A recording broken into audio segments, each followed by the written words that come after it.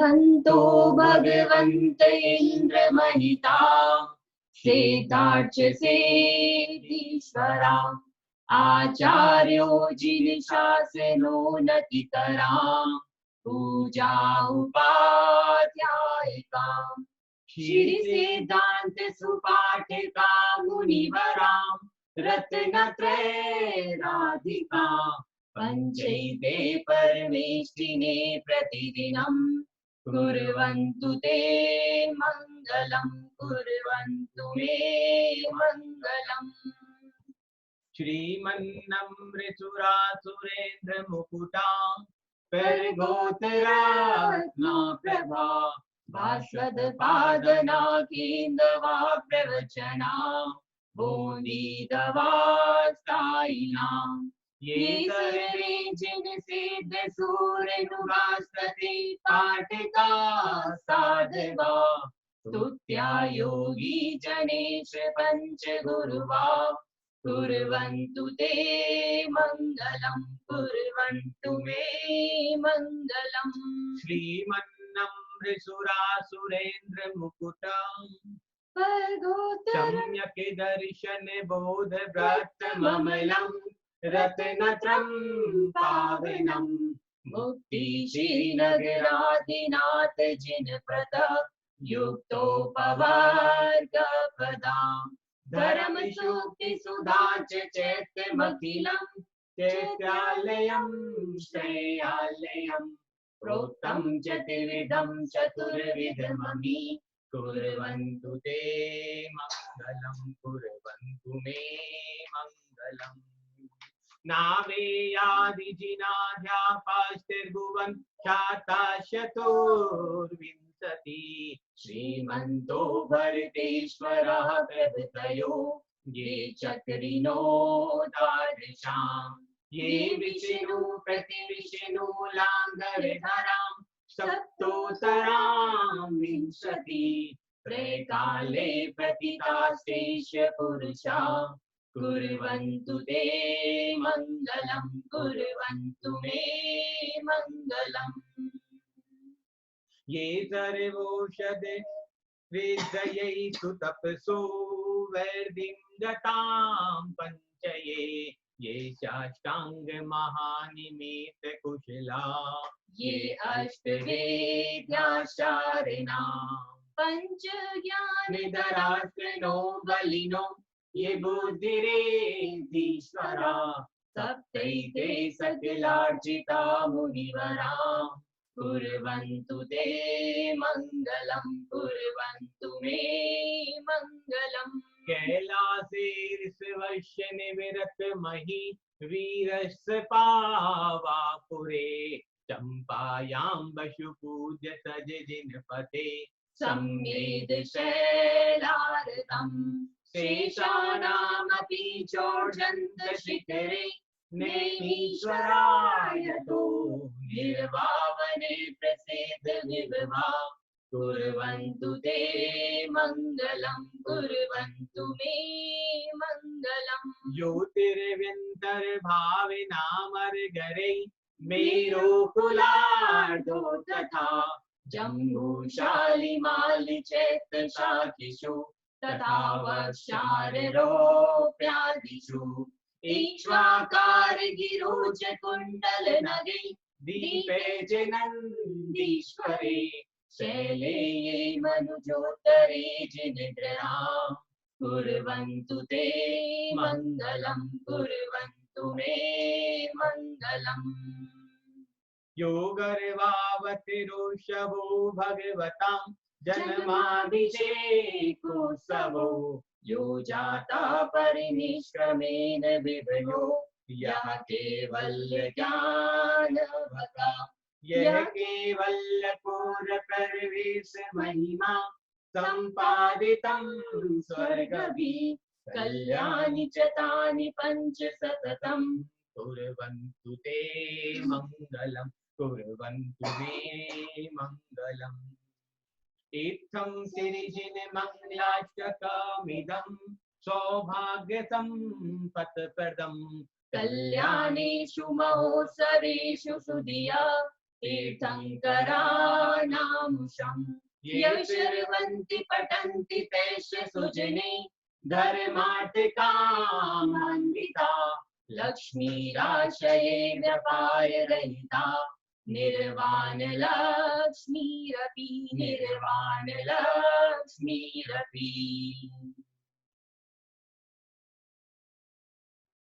आगे की यात्रा प्रारंभ करते हैं। आनंद फर्स्ट नंबर श्लोक सुनाएगा।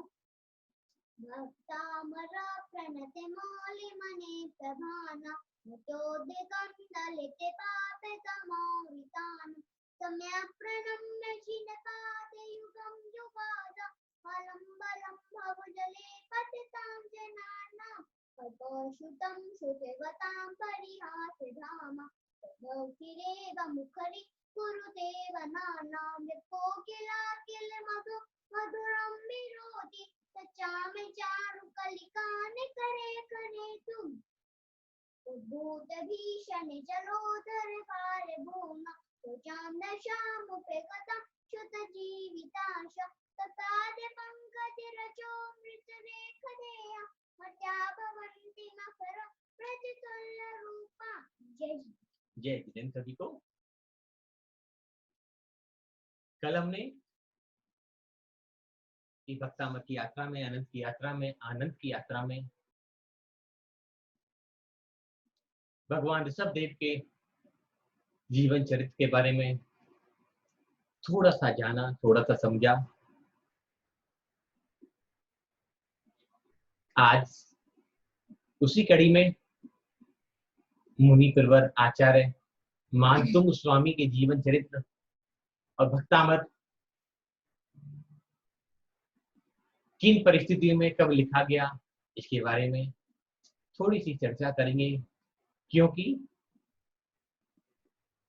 साध्य को जाने बिना साधन का पूरा लाभ हमें मिल नहीं सकता। हमें पता ही नहीं हो कि साधन से हमें जाना है, साधन की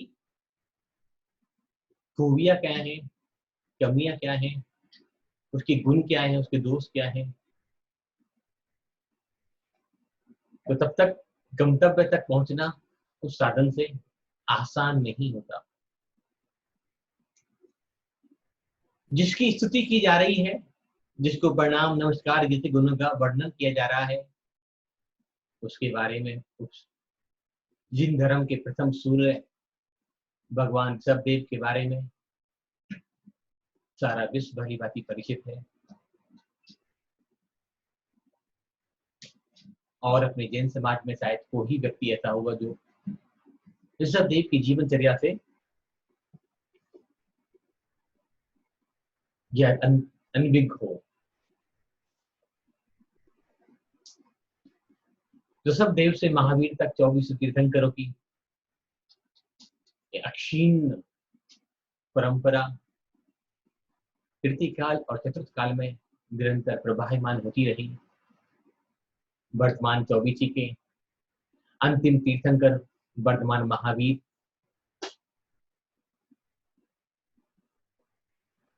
आज से 550 लगभग 550 वर्ष पूर्व निर्वाण को प्राप्त हुए और उन्हीं की परंपरा में अनेक आचार्य, मुनि महाराज, उपाध्याय, साधु परमेष्ठी निरंतर इस दिन धर्म की प्रभावना करते रहे, आगे बढ़ते रहे। और इस दिन धर्म उन्हीं आचार्य, उपाध्याय, परमेष्ठियों के माध्यम से, साधु परमेष्ठियों के माध्यम से निरंतर आगे बढ़ रहा है, हमें मिल रहा है। जैसा कि शास्त्रों में वर्णित है कि महावीर के निर्वाण के 500 साल बाद तक टेलीपैथी के माध्यम से, वर्गनाओं के माध्यम से उस शासन परंपरा प्रवचनों के रूप में अक्षुण्ण रही। 500 साल तक कोई शास्त्र लिखा नहीं गया। लगभग महावीर के निर्वाण के लगभग 500 साल बाद जब महावीर से संपर्क हमारे पूर्ववर्ती आचार्यों पे कम होता चला गया, धारा टूटने लग गई। तो आचार्य पुष्पदंत भूतबली ने सर्वप्रथम सठ खंडागम की रचना करी। जिनवाणी को पहली बार लिपिबद्ध किया गया।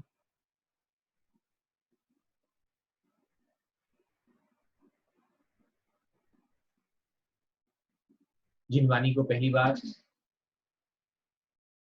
किताबों पर, ताड़पत्रों पर, क्योंकि कागज तो होता नहीं था, ताड़पत्रों पर लिखा गया। भगवान की वाणी को, भगवान के उपदेशों को, भगवान के चिंतन को, भगवान की उस परंपरा को। उसी आचार्य परंपरा में आचार्य कुंद स्वामी हुए। कुंद स्वामी ने 8 वर्ष की उम्र में संन्यास धारण कर लिया। जैन शास्त्रों में वर्णन है कि आचार्य कुंद स्वामी आजन्म दिगंबर रहे,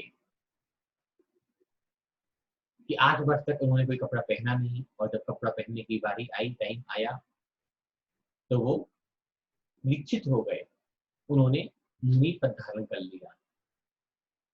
और जैन परंपरा में सबसे कम आयु के अगर कोई मुनि हुए तो आचार्य कुंद स्वामी हुए।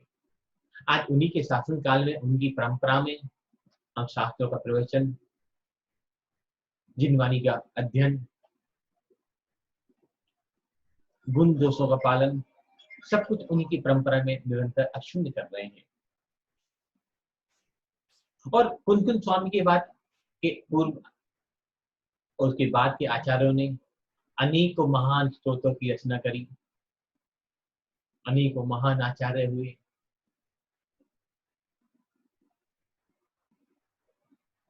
काल दोष के प्रभाव से लगभग 700 साल तक दिगंबर मुनि परंपरा इस धरती से मुगल काल में छीन हो गई।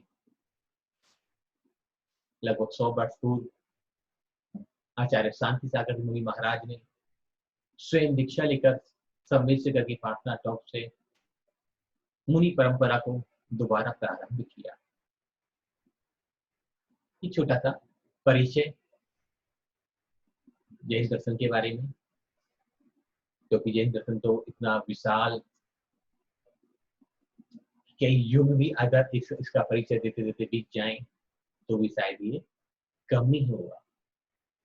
तो हम बात कर रहे थे मानतुंग स्वामी की, जिन्होंने भक्तामृत स्तोत्र की रचना की।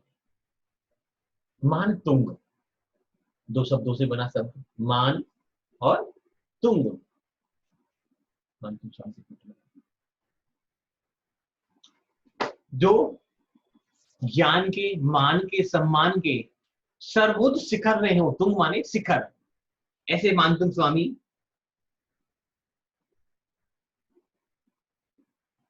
लगभग 11वीं शताब्दी में उन्होंने जैन परंपरा में, इसमें 2 मत हैं, कुछ लोग श्वेतंबर परंपरा के मुनि मानते हैं, कुछ लोग दिगंबर परंपरा के मानते हैं। कोई भेद नहीं है इससे। उनकी जो रचना है, उनकी जो कृति है, ये इंपोर्टेंट है। हमें उस पर बात करनी है, विकल्पों में नहीं आना कि कौन दिगंबर था, कौन श्वेतंबर था, कौन 13पंथी था, कौन 20पंथी था।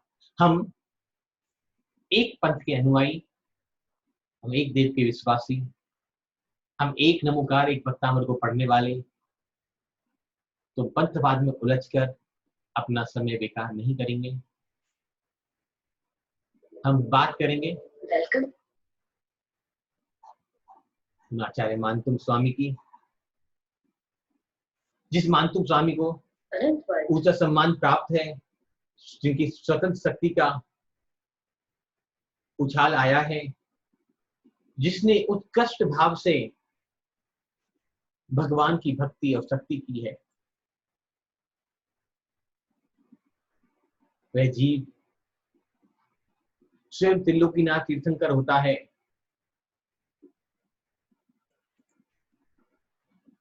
जिनकी भक्ति मानतुंग स्वामी करते हैं। निश्चय से साधक, साध्य, भक्त और भगवान अपने में ही है। मालवा प्रांत की उज्जैनी नगरी, राजा भोज का शासन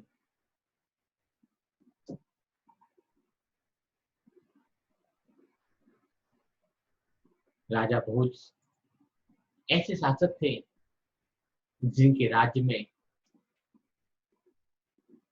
बड़े बड़े ज्ञानियों को, विद्वानों को बहुत सम्मान मिलता था। और उस समय की जो मालवा और भोज की जो भाषा थी, वो भाषा संस्कृत भाषा उन्होंने राज्य भाषा घोषित कर रखा था, और संस्कृत से उनका विशेष लगाव रहा, संस्कृत से विशेष प्रेम रहा। शास्त्रों की मर्मक, प्रकांड साहित्य में रुचि रखने वाले ऐसे राजा भोज, जिनसे राजकोष से अपार राशि संस्कृत के प्रचार प्रसार के लिए, विद्वानों के आगे बढ़ने के लिए निरंतर दी जाती थी। राजा भोज के दरबार में महाकवि कालिदास और उच्च कोटि के ब्राह्मण भी वहां उच्च पदों पर आसीन रहते थे, और राजा स्वयं उनके आगे नतमस्तक होते रहते थे। एक दिन की बात है, नगर सेठ सुदत्ता जी अपने प्रिय पुत्र मनोहर को साथ लेकर राजसभा में महाराज भोज के दर्शन कराने के लिए लाए। महाराज भोज ने सम्मान किया। बालक के जो बालक था मनोहर, बड़ा चार्मिंग, अट्रैक्टिव, आकर्षक व्यक्तित्व का धनी, विद्वान, ज्ञानवान। सुदत्ता सेठ उस बालक को, अपने पुत्र को लेकर महाराज भोज के दरबार में उपस्थित हुए। महाराज भोज से उन्होंने पूछा कि तुम्हारे पुत्र या कुंवर साहब अभी क्या पढ़ाई कर रहे हैं, क्या अध्ययन कर रहे हैं? सुदत्ता सेठ ने जवाब दिया कि महाराज, अभी इसका विद्या आरंभ ही कराई है, हमने इसको पढ़ाई अभी शुरुआत ही कराई है, इसने केवल नाम माला के श्लोक ही कंठस्थ किए हैं। और यह नाम माला हमारे नगर में जो महाकवि धनंजय हैं, उन्होंने एक वस्तु के अनेक पर्यायवाची नामों को, शब्दों का संकलन करा और अनूठा संग्रह और एक अनूठा लघु शब्दकोश है। मेरे पुत्र ने अभी उसी का अध्ययन किया है, उसी को कंठस्थ किया है। महाराज भोज पंडित धनंजय की प्रतिभा से भली भांति परिचित थे कि महाराज जो धनंजय कवि थे वो भी अपने आप में बहुत विद्वान रहे, और एक बार उन्होंने महाकवि कालिदास को वाद विवाद में भी हरा दिया था। वाद विवाद से मेरा अर्थ है डिबेट। जैसे आज शास्त्रों की होड़, शस्त्रों की होड़ चली हुई है, 10वीं 11वीं 12वीं शताब्दी का वो समय था जब शास्त्रार्थ करने की होड़ निरंतर रहती थी, शास्त्र सभाएं लगती थी, लोग इकट्ठे होते थे, विद्वान इकट्ठे होते थे, और अपनी अपनी बातों को प्रखरता से, प्रचंडता से रखा जाता था। आज की तरह नहीं, जहां सिर्फ अस्त्र और शस्त्र बनाए जा रहे हैं, शस्त्रों की बात ही नहीं की जा रही। तो उन धनंजय कवि ने महाकवि कालिदास को एक दिन शास्त्रार्थ में हरा दिया था। तो कवि कालिदास का महाकवि धनंजय से पुराना वैर था।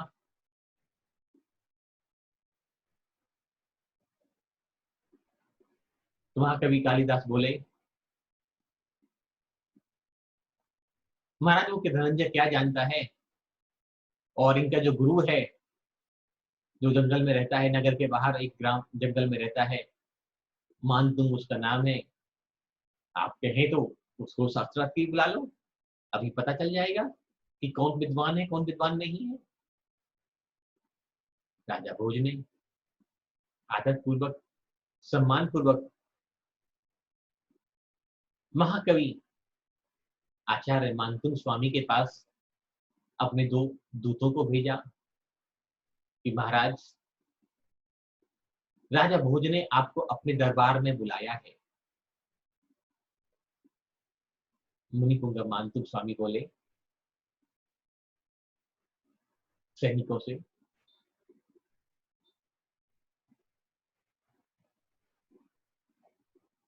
कि हम सन्यासी हैं और हमारा राज दरबार में जाने का कोई औचित्य नहीं है, कोई काम नहीं है। हम तो श्रावक के दरवाजे पर 2 ही बार जाते हैं, या प्रवचन के लिए या उपदेश के लिए। अगर राजा को उपदेश सुनना है तो वो यहाँ आ सकते हैं। मेरा राज दरबार से कोई प्रयोजन नहीं है तो मैं नहीं जा सकता। दूत हताश होकर राजा भोज के पास लौट आए। उन्होंने कहा कि मुनि महाराज ने मना कर दिया, आने को ना कह दिया है। राजा भोज ने महाकवि कालिदास के फिर पुशअप किया गया, उसको बोला गया कि नहीं आप दोबारा भेजो। दोबारा दूत गए, दोबारा निराश होकर लौटे। तीसरी बार गए, तीसरी बार वापिस हो गए। तो इस पर महाकवि कालिदास को एक मौका मिल गया, एक अवसर मिल गया कि महाराज, मैं कहता था ना ये ना ऐसे धनंजय बेवकूफ है और ऐसे इसका गुरु है धनंजय का, ये तो कर्नाटक से भागा हुआ एक व्यक्ति है जिसको कुछ भी आता जाता नहीं है। वो डर के कारण हमसे शास्त्रार्थ करने के लिए इस सभा में उपस्थित नहीं हो रहा है और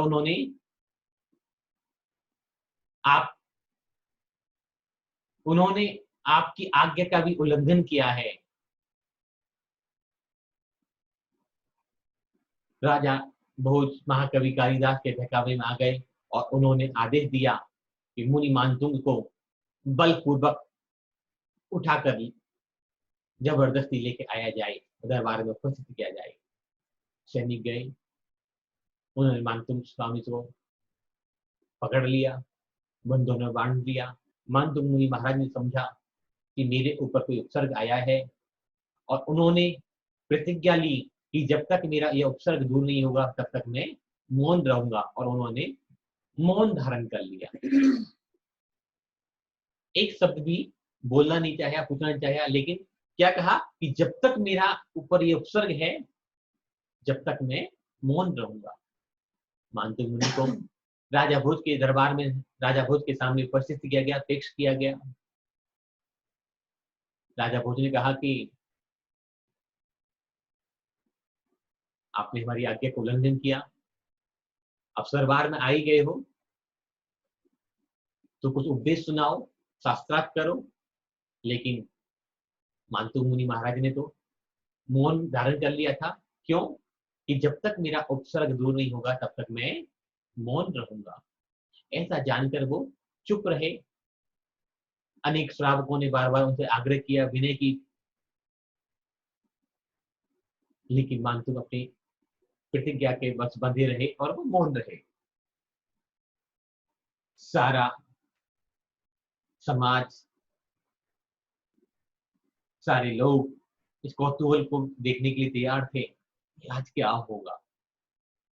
बीच में महाकवि कालिदास ने राजा भोज को और पुशअप किया कि महाराज इधर के मारे चुपचाप बैठा है, गूंगा है, इसको कुछ आता जाता नहीं है, लोगों को बुद्धू बना रहा है, मूर्ख बना रहा है, लोगों को ठग रहा है। ऐसी ऐसी अनेक गालियां उन्होंने मानतुंग मुनि के प्रति दी। राजा भोज भी नाराज हुए, क्रुद्ध हुए। उन्होंने आदेश दिया क्रोध में आकर कि मानतुंग मुनि को भेड़ियों के अंदर जकड़कर बड़े बड़े तारे लगाकर काल कोठरी में अंदर बंद कर दिया जाए। सैनिकों ने आज्ञा का पालन किया। मानतुंग मुनि महाराज को पूरे शरीर को जंजीरों से, मोटी मोटी बेलों से, लोहों की श्रृंखलाओं से जकड़कर कई बंदी गृहों के अंदर एक के बाद एक, जहां लॉक लग सकता था, गेट लग सकता था, ऐसे बंदी गृह के अंदर उनको डाल दिया, बंद कर दिया। राजा के इस कृत्य से पूरी उज्जैनी नगरी में हाहाकार मच गया कि महाराजा भोज ऐसा काम कर सकते हैं।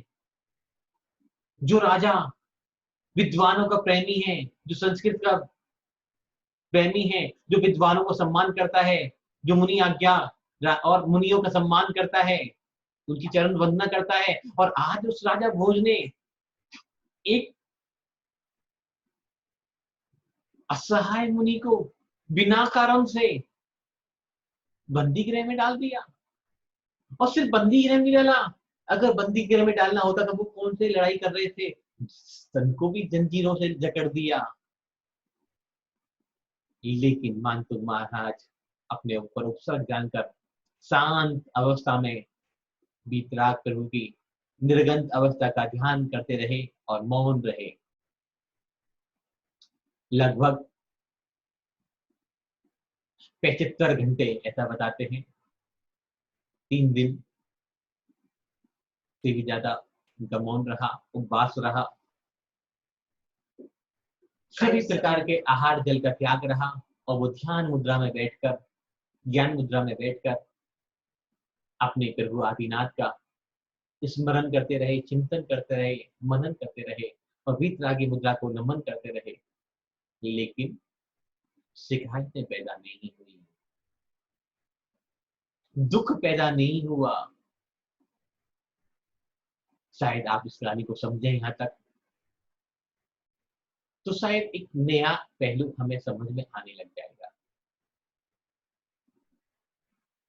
पहली बात तो उन्होंने भी 3 दिन का उपवास किया,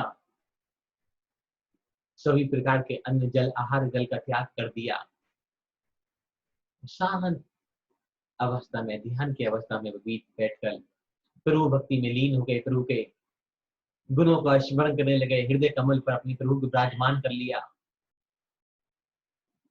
और हमारे ऊपर जब विपत्ति आती है, मुसीबत आती है, परेशानी आती है, हम तो इतना ही कहते हैं किसी के नमक का त्याग कर दो, खाने को तो मना नहीं कर रहे।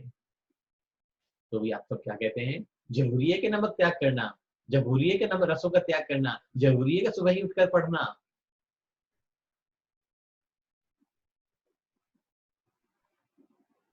जब एक कितना बड़ा महान विद्वान व्यक्ति अपने कर्मों के क्षय करने के लिए, अपने ऊपर आई विपत्ति को टालने के लिए मौन धारण कर 3 दिन का उपवास धारण कर सकता है, तो क्या हम 1-2 रसों का भी त्याग नहीं कर सकते? पहला सवाल। दूसरा सवाल, क्यों पेशेंस रखा उन्होंने? क्या वो जानते नहीं थे कि पहले दिन ही भक्तामृत स्तोत्र की रचना मुझे कर देनी चाहिए? वो इतने मानसिक तार्किक, इतने विद्वान थे। मैंने पहले ही कहा कि वो महान तुम ज्ञान के जो सर्वोच्च शिखर पे विद्वान जो व्यक्ति चाहते तो ज्ञान तो उनके अंदर होगी, भक्ति तो पहले दिन भी प्रारंभ कर सकते थे वो।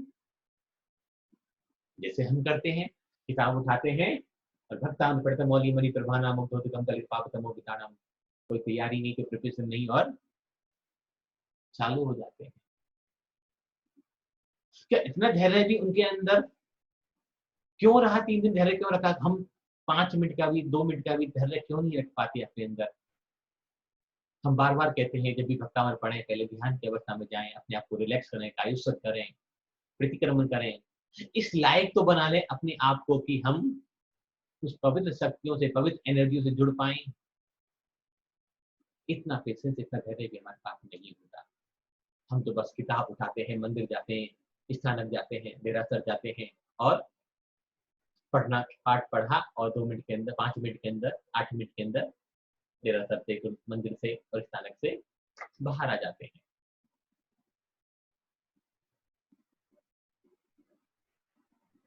तो जिसको पढ़ने जा रहे हो, जिसकी स्तुति करने जा रहे हो, तो उसके भी कुछ गुणों को वर्णन, उसके गुणों को भी स्मरण करें। हम तो उन जैसे विद्वान भी नहीं हैं, जबकि कष्ट उनको कम था, कष्ट हमको ज्यादा है। पेशेंस उनमें ज्यादा था, पेशेंस हमारे अंदर बिल्कुल नहीं है। धैर्य धारण उन्होंने किया था, हम धैर्य धारण नहीं कर सकते। उपवास वो कर सकते हैं, हम तो एक रस का भी त्याग नहीं कर सकते। कैसी विडंबना है ये। तो कैसे हम चाहते हैं कि हमारे सारे संकट, हमारे सारे दुख, हमारी सारी पीड़ाएं एक बार पढ़ लें और 3 दिन में ठीक हो जाएं। उन जैसा बनना भी तो पड़ेगा, उन जैसा अनुभव भी अपने अंदर पैदा करना पड़ेगा, उन जैसा धैर्य भी तो अपने अंदर लाना पड़ेगा। हमें जब पीड़ा आती है, दुख आता है, रोग आता है, तकलीफ आती है, कोई ना कोई तो कारण होता है। बिना कारण से हमारे जीवन में हमारी लाइफ में कोई पीड़ा, कोई विपत्ति, कोई आपत्ति नहीं आती। उनका तो कोई कारण भी नहीं था, फिर भी इतना धैर्य, फिर भी प्रभु की भक्ति, फिर भी प्रभु के चरणों में तल्लीनता, फिर भी वीतरागी मुद्रा का ध्यान, और फिर भी समस्त प्रकार के आहार जल का त्याग, और फिर भी शिकायतें नहीं। क्या ये सब गुण हम पैदा कर सकते हैं अपने अंदर? अगर ये गुण पैदा हो जाएं, ये गुण हमारे अंदर प्रकट हो जाएं, तो शायद भक्तामृत पढ़ने की आवश्यकता ही नहीं पड़े। भक्तामृत शब्द भी बोले, मैं बार बार कहता हूँ कि भक्तामृत तो इतना पावरफुल है कि अगर सिर्फ भक्तामृत शब्द का उच्चारण भी कर लिया जाए, और उच्चारण करना भी दूर की बात है, अगर स्मरण भी कर लिया जाए, तो भी निश्चय ही हमारे कर्मों की निद्रा प्रारंभ हो जाएगी, हमारे कर्म क्षय होने लग जाएंगे। तो ऐसे मानतुंग महाराज ने 75 घंटों का उपवास योग धारण किया, फिर वो भक्ति में लीन रहे, और उसी क्षण फूट पड़ी उनके अंदर से, महंतुंग स्वामी के अंदर से, हृदय तल से, फिर वो ऋषभ देव प्रभु की स्तुति। उस कारागार में भी मानो भगवान का साक्षात रूप देख रहे हैं मुनि मानतुंग महाराज। हे अनिमेष दर्शनीय प्रभु, शांत सुंदर परमाणु से तुम्हारी देह बनी हुई है, तुम जैसा जगत में कोई संत है नहीं, बलशाली, गुणवान, ज्ञानवान, चरित्रवान। कैसी कैसी उपमाएं प्रभु को दिए जा रहे हैं, प्रभु की भक्ति में लीन हो जा रहे हैं।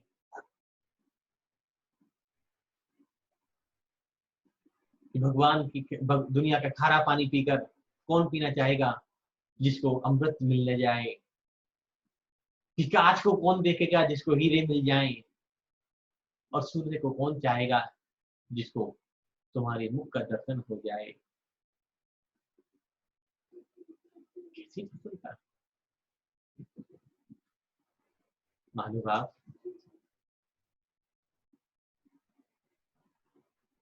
कल्पना करें, उस अवस्था में अपने आप को लेकर जाएं कि हम भी बंदी गृह में बंद हैं, और बिना कारण के हम भी आहार जल के 3 दिन तक हमें भी आहार जल नहीं मिला, तन पर बेड़ियां लड़ी पड़ी है, शरीर से खून रिस रहा है, मवाद रिस रही है, प्रकाश की कोई व्यवस्था नहीं है, और फिर क्या मन से ऐसी बात निकलेगी कि भगवान तुम जैसा सुंदर, तो तुम जैसा ज्ञानवान तो संसार में कोई हो ही नहीं सकता।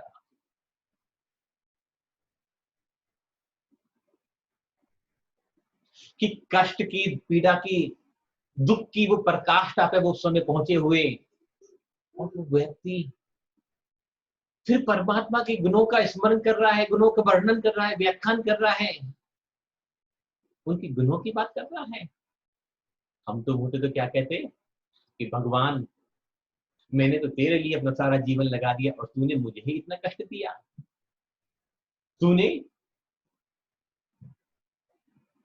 मुझे ही इतनी पीड़ा दी, तूने मेरे साथ ही अन्याय किया, क्या तुझे संसार में कोई और नहीं मिला? हम तो ऐसे ही कहते। जो लोग अभी जूम के माध्यम से और फेसबुक पर लाइव प्रोग्राम आ रहा है, दोनों के माध्यम से देख रहे हैं इस प्रोग्राम को, इसकी कक्षा की, और यूट्यूब पर भी प्रोग्राम अपलोड हो जाएगा। एक सवाल पूछना चाहता हूं, क्या इस पीड़ा में, इस परिस्थिति में हम होते तो क्या ऐसा ही करते?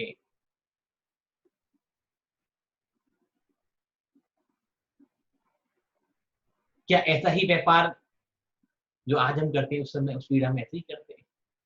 क्या ऐसी भावना, ऐसी सोच हमारी होती? मुझे तो लगता है कि कदापि नहीं। हम भगवान के गुणों को उस समय नहीं देखते, भगवान की शिकायतें कर रहे होते, भगवान को दोषी ठहरा रहे होते, और एक के बाद एक कपड़ों की तरह भगवान को बदल रहे होते, कभी राम, कभी कृष्ण, कभी बुद्ध, कभी महावीर। लेकिन मानतुम स्वामी की जो भक्ति की प्रकाष्ठा थी, उनका जो अपने आराध्य के प्रति जो समर्पण था, वो समर्पण टस से मस भी ना हो पाया। वो समर्पण इंच भर, रत्ती भर भी ना हिल पाया।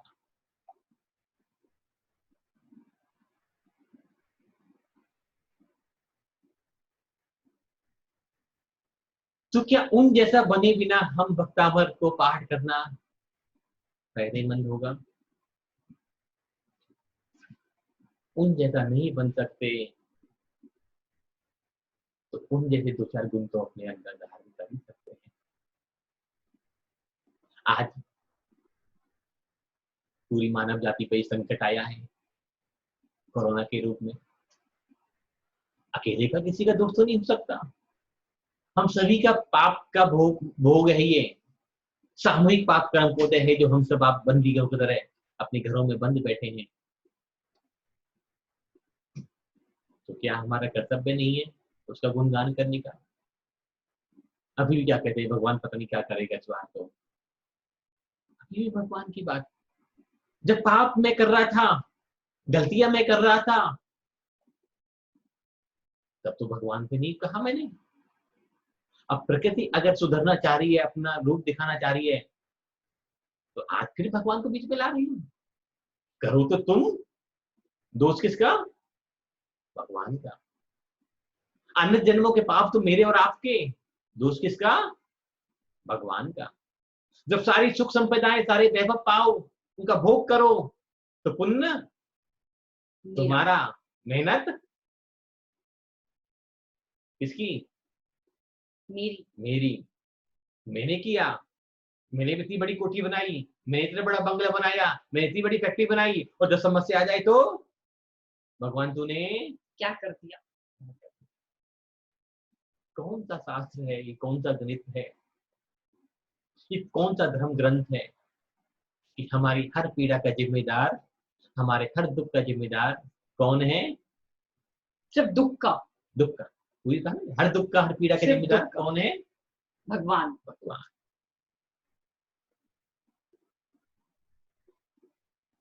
और दिन भर फोन पर लोगों से सुनते हैं, मिलते हैं, बात करते हैं, शायद दो चार लोग ही हैं जो आनंद ले रहे हैं, बाकी तो शिकायतें ही कर रहे हैं भगवान से। कभी आनंद इसका नहीं मनाया कि भगवान ने, प्रकृति ने 2 महीने आपको अपने परिवार के साथ रहने का अवसर प्रदान किया, जो आप अपने पूरे जीवन काल में कभी भी नहीं पा पाओगे। कभी उसका धन्यवाद नहीं दिया कि आपने 2 महीने से शुद्ध भोजन किया, शुद्ध हवा ली, शुद्ध ऑक्सीजन ली, खूब धर्म ध्यान किया, कभी उसका धन्यवाद नहीं। बस तूने मेरी दुकान, तूने मेरी नौकरी छुड़वा दी, तूने मेरी फैक्ट्री बंद करा दी। हम तो 6 महीने पीछे हो गए, हम तो 2 साल पीछे हो गए, हम तो 5 साल पीछे हो गए, शिकायतें ही शिकायतें। लेकिन वो जो इन 2 महीनों में उसने दिया, क्या उसका धन्यवाद कभी परमात्मा से कहा? उसके लिए कभी भक्ति मानतुम स्वामी की जैसे बनकर करी? वो तो दुख में भी भक्ति कर रहा है, और हम, तुम और हम सुख में भी उसके लिए शिकायतें पैदा कर रहे हैं। कुछ अपवादों को, कुछ केसों को छोड़ दें तो 98% लोग इस समय पूरी विश्व वसुंधरा के सबसे ज्यादा सुखी हैं।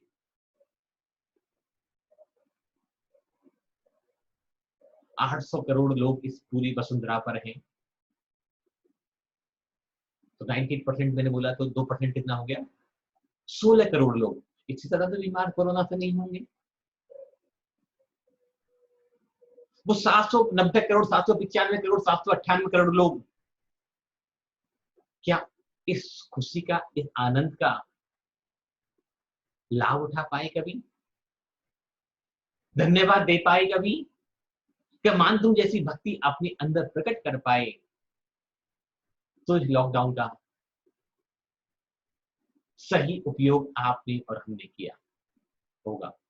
नहीं कर पाए और शिकायतें हैं कि हस्बैंड लड़ाई करता है, वाइफ लड़ाई करती है, मदर लड़ाई करती है, पड़ोसी ऐसा कहते हैं, वो ऐसे कहते हैं, दुकान बंद है, फैक्ट्री बंद है, ये बंद है, नौकरी पे नहीं जा पा रहे, सैलरी 20% कम हो गई, तो खर्चे भी तो कम हो गए, कमाई कम हो गई, तो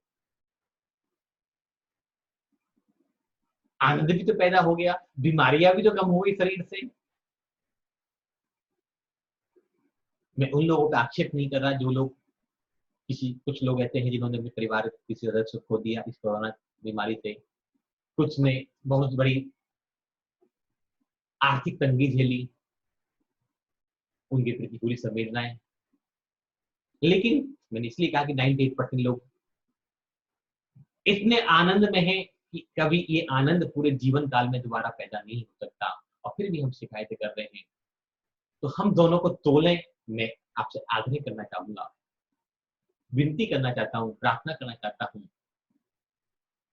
कि दुख क्या होता है कि तो उनसे पूछो जिन्होंने अपने पारिवारिक सदस्यों को खो दिया इस कोरोना में।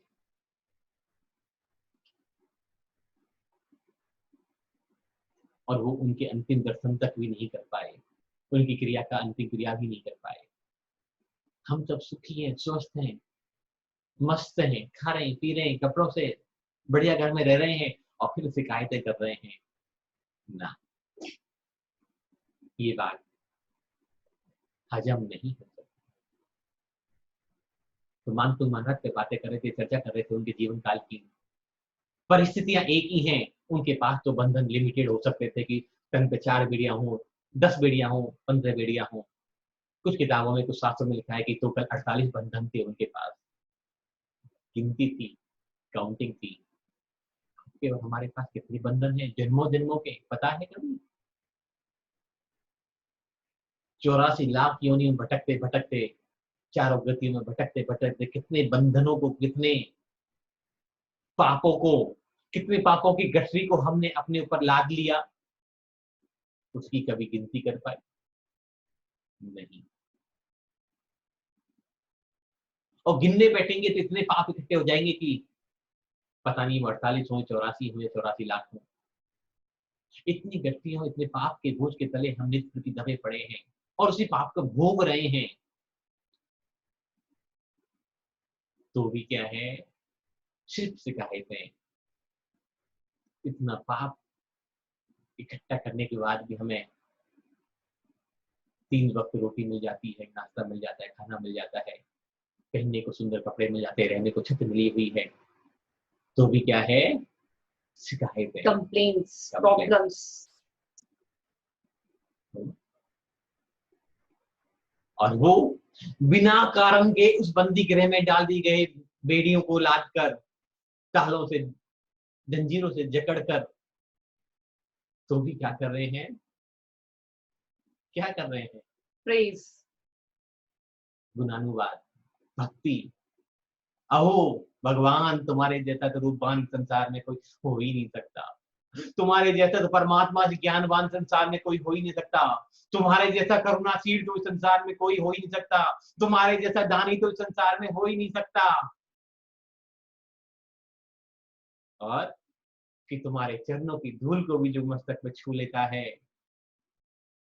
वो भी अनंत अनंत जन्मों के पापों से मुक्त हो जाता है। ऐसी भक्ति, ऐसी भक्ति जिस पल प्रकट हो जाएगी मेरे और आपके अंदर, तो मानतुम स्वामी गारंटी दे नहीं दे, पर मैं गारंटी देता हूं, अगर ऐसी भक्ति प्रकट हो जाए तो भक्तामर एक दिन, 21 दिन, 21 साल, 21 बार, 100 बार, 8 बार पढ़ने की आवश्यकता नहीं है। तो पुनः आग्रह करना चाहूंगा जो लोग प्रोग्राम देख रहे हैं और बाद में देखें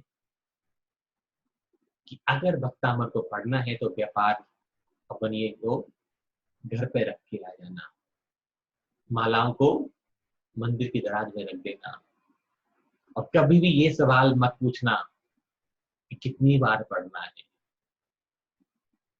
जब तक ये सवाल तुम्हारे अंतरंग में विद्यमान है, जिंदा है, जीवित है ये सवाल, तब तक तुम भक्ति नहीं कर रहे, सिर्फ और सिर्फ व्यापार कर रहे हो। और भगवान के रास्ते में व्यापार कभी विफलता ही नहीं होता। हाँ, तो समर्पण चाहिए, श्रद्धा चाहिए, विश्वास चाहिए। कितने दिन करना है, कितने दिन खाना खाया ये पूछना, कितने दिन कपड़े पहने, कितनी सांसें ले चुके, काउंट ही नहीं है। और कितना कुछ दिया है ईश्वर ने, परमात्मा ने, आदिनाथ स्वामी ने, अनलिमिटेड। यदि हम उस चीजों की तरफ देखने लगे तो जो हमारी कंप्लेंट्स है वो तो है ही नहीं, वो तो सिर्फ 1 या 2 या 4 या 5 है, और जो दिया है वो तो अपार है। हमारी जो एक कंचन सी काया ईश्वर ने दी, आदिनाथ स्वामी ने दी, ये अपने आप में बहुत कुछ है। हम आपको बताते हैं कि ऐसे ऐसे लोग हमारे पास आते हैं, हम और आप ये जो ऑक्सीजन ले पा रहे हैं, उनको ऑक्सीजन लेने के लिए भी ऑक्सीजन का सिलेंडर बॉडी में लगाया होता है कि हाँ, उनकी जो अंदर जो हमारा हार्ट है, जो पेनक्रियाज है या जो किडनीज है, वो अच्छे से काम नहीं कर पा रही हैं, तो उनको बाहर की ऑक्सीजन भी नहीं ले सकते हैं। 300 साढ़े 300 रुपए 1 घंटे के लिए उनको ऑक्सीजन का सिलेंडर चाहिए। वो अब आप सोच सकते हैं 24 घंटे एक दिन में होते हैं, महीने का कितना हो गया। तो खाना पीना तो बात की बात है, उनको ऑक्सीजन जो हम और आप सोच रहे हैं कि ये फ्री ऑफ कॉस्ट है, इस पर तो मेरा राइट है, वो भी वो लोग नहीं ले पाते। तो कितनी उनको देखकर ऐसा लगता है कि परेशानी क्या है, ये तो इनसे पूछा जाए तो पता चले कि हाँ। एक न्यूज पढ़ रहा था, तो बताया कि न्यूयॉर्क में, अभी कोरोना के टाइम की बात बता रहा हूँ, एक बुजुर्ग व्यक्ति अपना पूरा बिल चुका कर आ गए। बाद में एक गलती रह गई कि जो ऑक्सीजन सिलेंडर का बिल था वो उसमें ऐड होना रह गया। उन्होंने कहा कि आपका 7 लाख रुपए का ऑक्सीजन का बिल और बाकी रह गया। बुजुर्ग कहा, उन व्यक्ति ने कहा कि मैं बिल दे दूंगा, मुझे कोई दिक्कत नहीं है, क्योंकि सभी लोग जो जिंदा हो बच गया उसके लिए तो पैसा कुछ भी नहीं है। और पर्सनल मेरा अनुभव है कि हमारे यहाँ हम धार्मिक कितने भी हैं, लेकिन चालाकियां, गद्दारियां हमारे खून में थोड़ी ज्यादा बनी हुई है। बाहर के लोग चाहे सारे व्यसनों का सेवन करते हैं, लेकिन सरल हैं। वो किसी का लेके भागना नहीं चाहते, किसी का पैसा मारना नहीं चाहते। मेरा अनुभव, सबके अपना अपना अनुभव होगा, या हमसे वो लोग भी जुड़े जो स्पिरिचुअल लाइन से जुड़े हुए थे, अध्यात्म से जुड़े हुए थे, ऐसा कह सकते हैं। तो मैं अपना अनुभव, तो उन व्यक्ति ने 7 लाख का बिल भरने के बाद वो जोर जोर से हंसने लग गए कि मैंने 8 दिन तुम्हारे यहाँ हॉस्पिटल में ऑक्सीजन ली, तुमने 7 लाख का बिल दे दिया। परमात्मा, मैंने तो तेरी कितनी ऑक्सीजन ले ली, उसका बिल कितना हो जाएगा? उसने तो कभी मुझसे बिल ही नहीं मांगा, उसने तो कभी मुझसे शिकायत ही नहीं करी, उसने तो कभी मेरे को बिल भी नहीं भेजा, तो मैं उसका कर्ज अब कैसे चुका पाऊंगा? तो धन्यवाद का भाव देते रहे मानव स्वामी। उस माता को भी धन्य कह दिया कि भगवान तुम्हारे जैसे सुख को जनने वाली माता भी महानता को प्राप्त होती है। कहा ना, ह्रीनाम शतानि शतशो जनयन्ति पुत्रान्, ह्रीनां शतानि शतशो जनयन्ति पुत्रान्, नान्यासुतं त्वदुपमं जननी प्रसूता, सर्वादिशो दधति भानि सहस्ररश्मिन्, प्राचेव दिग्जनयति स्फुरतंशुजालम्। 100 पुत्रों को जन्म देने के बाद भी माताएं बांझ हो जाती हैं, निसंतान हो जाती हैं, और तुम्हारे जैसे एक पुत्र को जन्म देकर भी माताएं महानता को प्राप्त हो जाती है, नियम से मोक्ष की गति को धारण कर लेती हैं। कहते हैं अगर तीर्थंकर जैसे पुत्र को जन्म दे दिया जाए तो नियम से माता पिता भी ज्यादा से ज्यादा 7 भव में मोक्ष को प्राप्त हो जाते हैं। तो ऐसी माताएं सिर्फ जन्म देने के कारण, उस पुत्रों को जन्म देने के कारण सूर्य से उपमा कर दी कि सूर्य का क्या है, सूर्य तो एक दिन अस्त हो जाता है सुबह शाम में, और सूर्य पे तो ग्रहण भी लग जाता है, कभी राहु उनको डस लेता है, ग्रस्त कर लेता है। लेकिन आप तो ऐसे सूर्य हो जो कभी डूबते नहीं हो, जहां कभी अंधकार नहीं होता। कैसी कैसी उपमाएं देते जा रहे हैं, कैसा कैसा वर्णन, कैसी कैसी प्रशंसा ऋषभ देव प्रभु की स्तुति में करते जा रहे हैं, और बंधनों से मुक्त होते जा रहे हैं। स्तोत्र पूर्ण हुआ। जैसे स्तोत्र पूर्ण हुआ और मानतुंग स्वामी के सारे बंधन टूट गए, हथकड़ी बेड़ियां टूट गई, और वो बाहर एक चबूतर पर विराजमान हो गए। सैनिकों ने देखा कि क्या हुआ, उन्होंने उनको दोबारा पकड़ा, दोबारा कारागृह में डाला और ताले लगाए और जाग कर देखने लगे। पर फिर आश्चर्य, उनको वहां बिठाते मानतुंग स्वामी को बंदी गृह में, और वो वापिस बाहर आ जाते। सैनिक भागे भागे राजा के पास गए कि महाराज, उन मुनि को जो हमने पकड़ के बंदी गृह में डाला था, कारागृह में डाला था, वो बार बार छूट कर बाहर आ जाते हैं, अपने ताले टूट जाते हैं। राजा ने कहा कि तुमने कोई गलती करी होगी, ध्यान रखो, चूक हो गई होगी तुमसे। तीसरी बार फिर उनको डाल दिया गया कारागृह में। इस बार ऋषि अपने तप के प्रभाव से राजा की राजसभा में वो तप पर ऋषिवर उस राजसभा में आसन लगाकर विराजमान हो गए, प्रकट हो गए, उपस्थित हो गए। तो सकलवर्ती महर्षि मुनि महाराज राजा भोज के राजसभा में उच्चासन पर विराजमान, शरीर से दिव्य तेज निकल रहा, दिव्य आभा बिखर रही। महाराजा भोज का सिंहासन थर थर कांपने लगा, डर गए।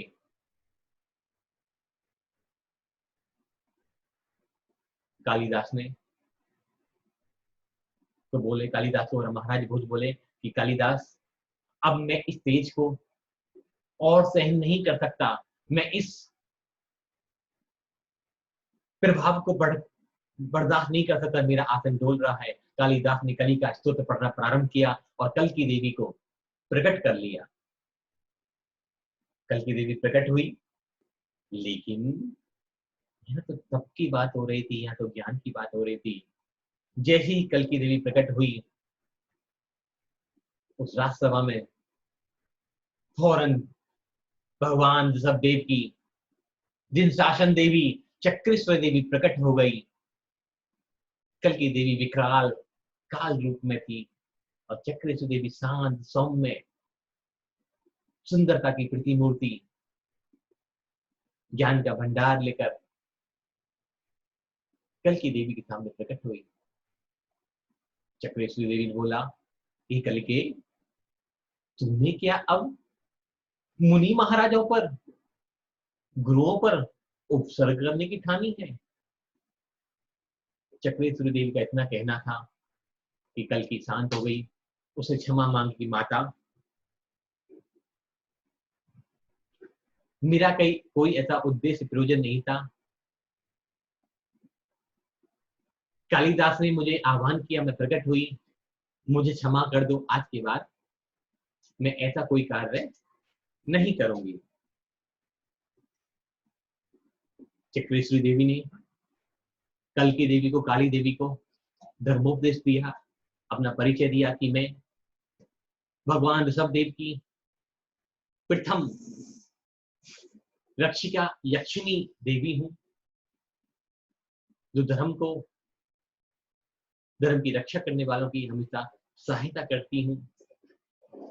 और कल की देवी, काली देवी चक्रेश्वरी देवी को और मुनि मानसिंह स्वामी को प्रणाम कर वहां से विदा हो गई।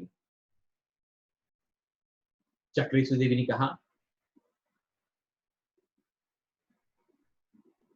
मैंने मानतुंग मुनि महाराज के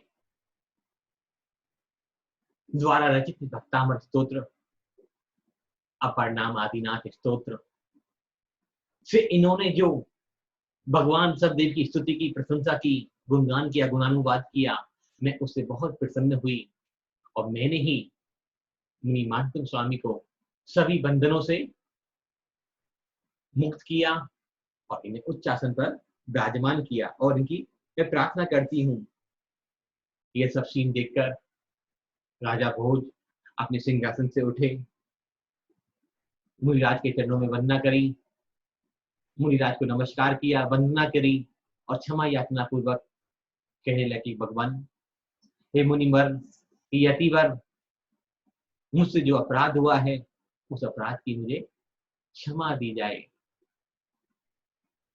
इस प्रकार उस बंदी गृह में ये भक्तामृत स्तोत्र की रचना हुई। मानतुंग स्वामी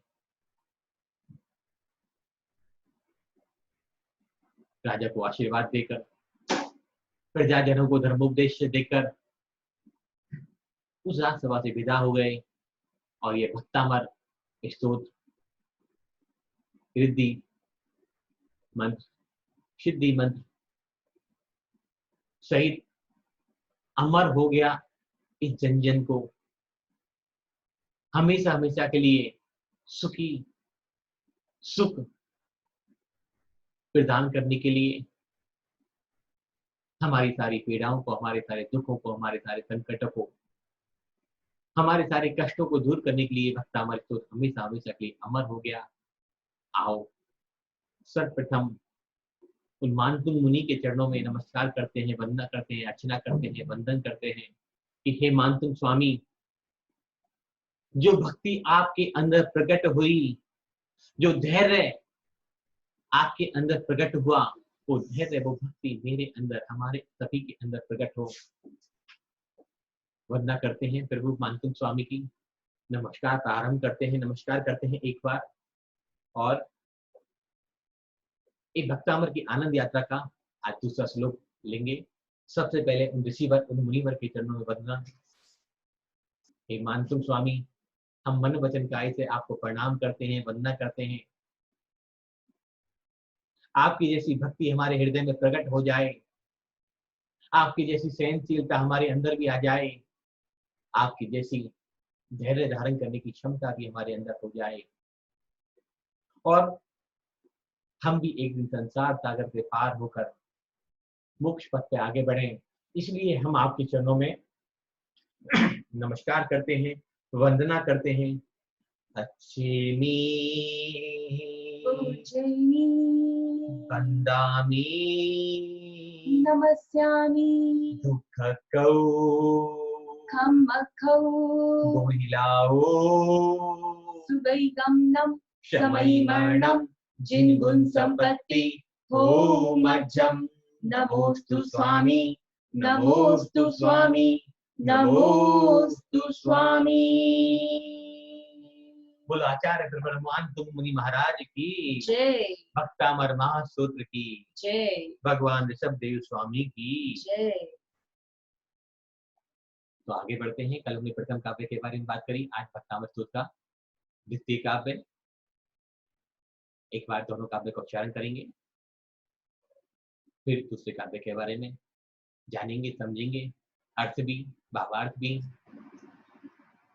भक्तामर प्रणत मौलिमणि प्रधाना मुद्योतकं दलित पाप तमोवितानम् सम्यक् प्रणम्य जिनपादयुगं युगादा वालम्बनं भवजलि पततां जनानाम् यः संस्तुतः सकलवाङ्मय तत्त्वबोधा दुद्भूत बुद्धिपटुभिः सुरलोकनाथे श्रोत्रे जगत्त्रतया चित्त हरिरुदारे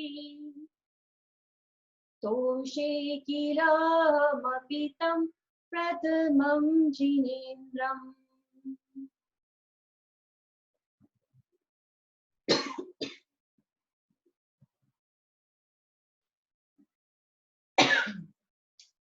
एक विशेष सूचना,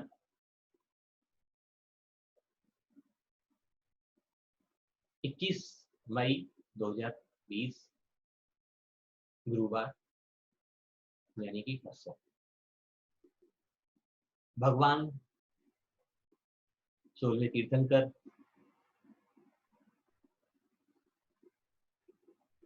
शांतिनाथ स्वामी का जन्म कल्याणक महोत्सव, तप कल्याणक महोत्सव और मोक्ष कल्याणक महोत्सव है। ये अद्भुत बात रही कि भगवान जिस दिन जन्म लिया उस दिन ही तप को निकल गए, दीक्षा ले ली, और जिस दिन तप को गए उस दिन ही मोक्ष को प्राप्त हो गए, संसार सागर से मुक्त हो गए। भगवान शांतिनाथ स्वामी चक्रवर्ती, कामदेव और तीर्थंकर तीन तीन पद के धारी थे। ऐसे भगवान शांतिनाथ का तीन कल्याणक मनाने का अवसर हमें आज से सिर्फ एक दिन बाद यानी 21 मई 2020 गुरुवार को मिल रहा है। उस दिन हम YouTube के माध्यम से, क्योंकि अभी तो मंदिर और स्थानक देरासर सभी बंद हैं, तो हम YouTube के माध्यम से विश्व शांति के लिए, सभी जीवों का कल्याण हो, सबका मंगल हो, और भगवान की निर्वाण की पूजा करते हुए, भगवान का जन्म अभिषेक करते हुए, भगवान के तप कल्याण का महोत्सव मनाते हुए हम भगवान शांतिनाथ की पूजा अर्चना और विशेष शांतिनाथ विधान सुबह 8 बजे YouTube के माध्यम से करेंगे। जो लोग पूजा करना जानते हैं वो घर में उत्तम द्रव्य, अष्टद्रव्य सामग्री बना लें। नहीं जानते तो हमारे साथ लाइव रहकर हम और आप जब सभी एक साथ अपने परिवार में शांति के लिए, अपने समाज में शांति के लिए, अपने देश में शांति के लिए और सारे विश्व में शांति के लिए प्रार्थना सामूहिक रूप से करेंगे तो प्रार्थना निश्चित ही वह पल्लवित होगी और विश्व शांति होगी और कोरोना नामक महामारी से सारे विश्व को राहत मिलेगी। भूलें नहीं, सुबह 8 बजे YouTube का लिंक हम आपको भी यहाँ दे देंगे, आप उसको कॉपी कर सकते हैं। गुरुवार थर्सडे 21 मई 2020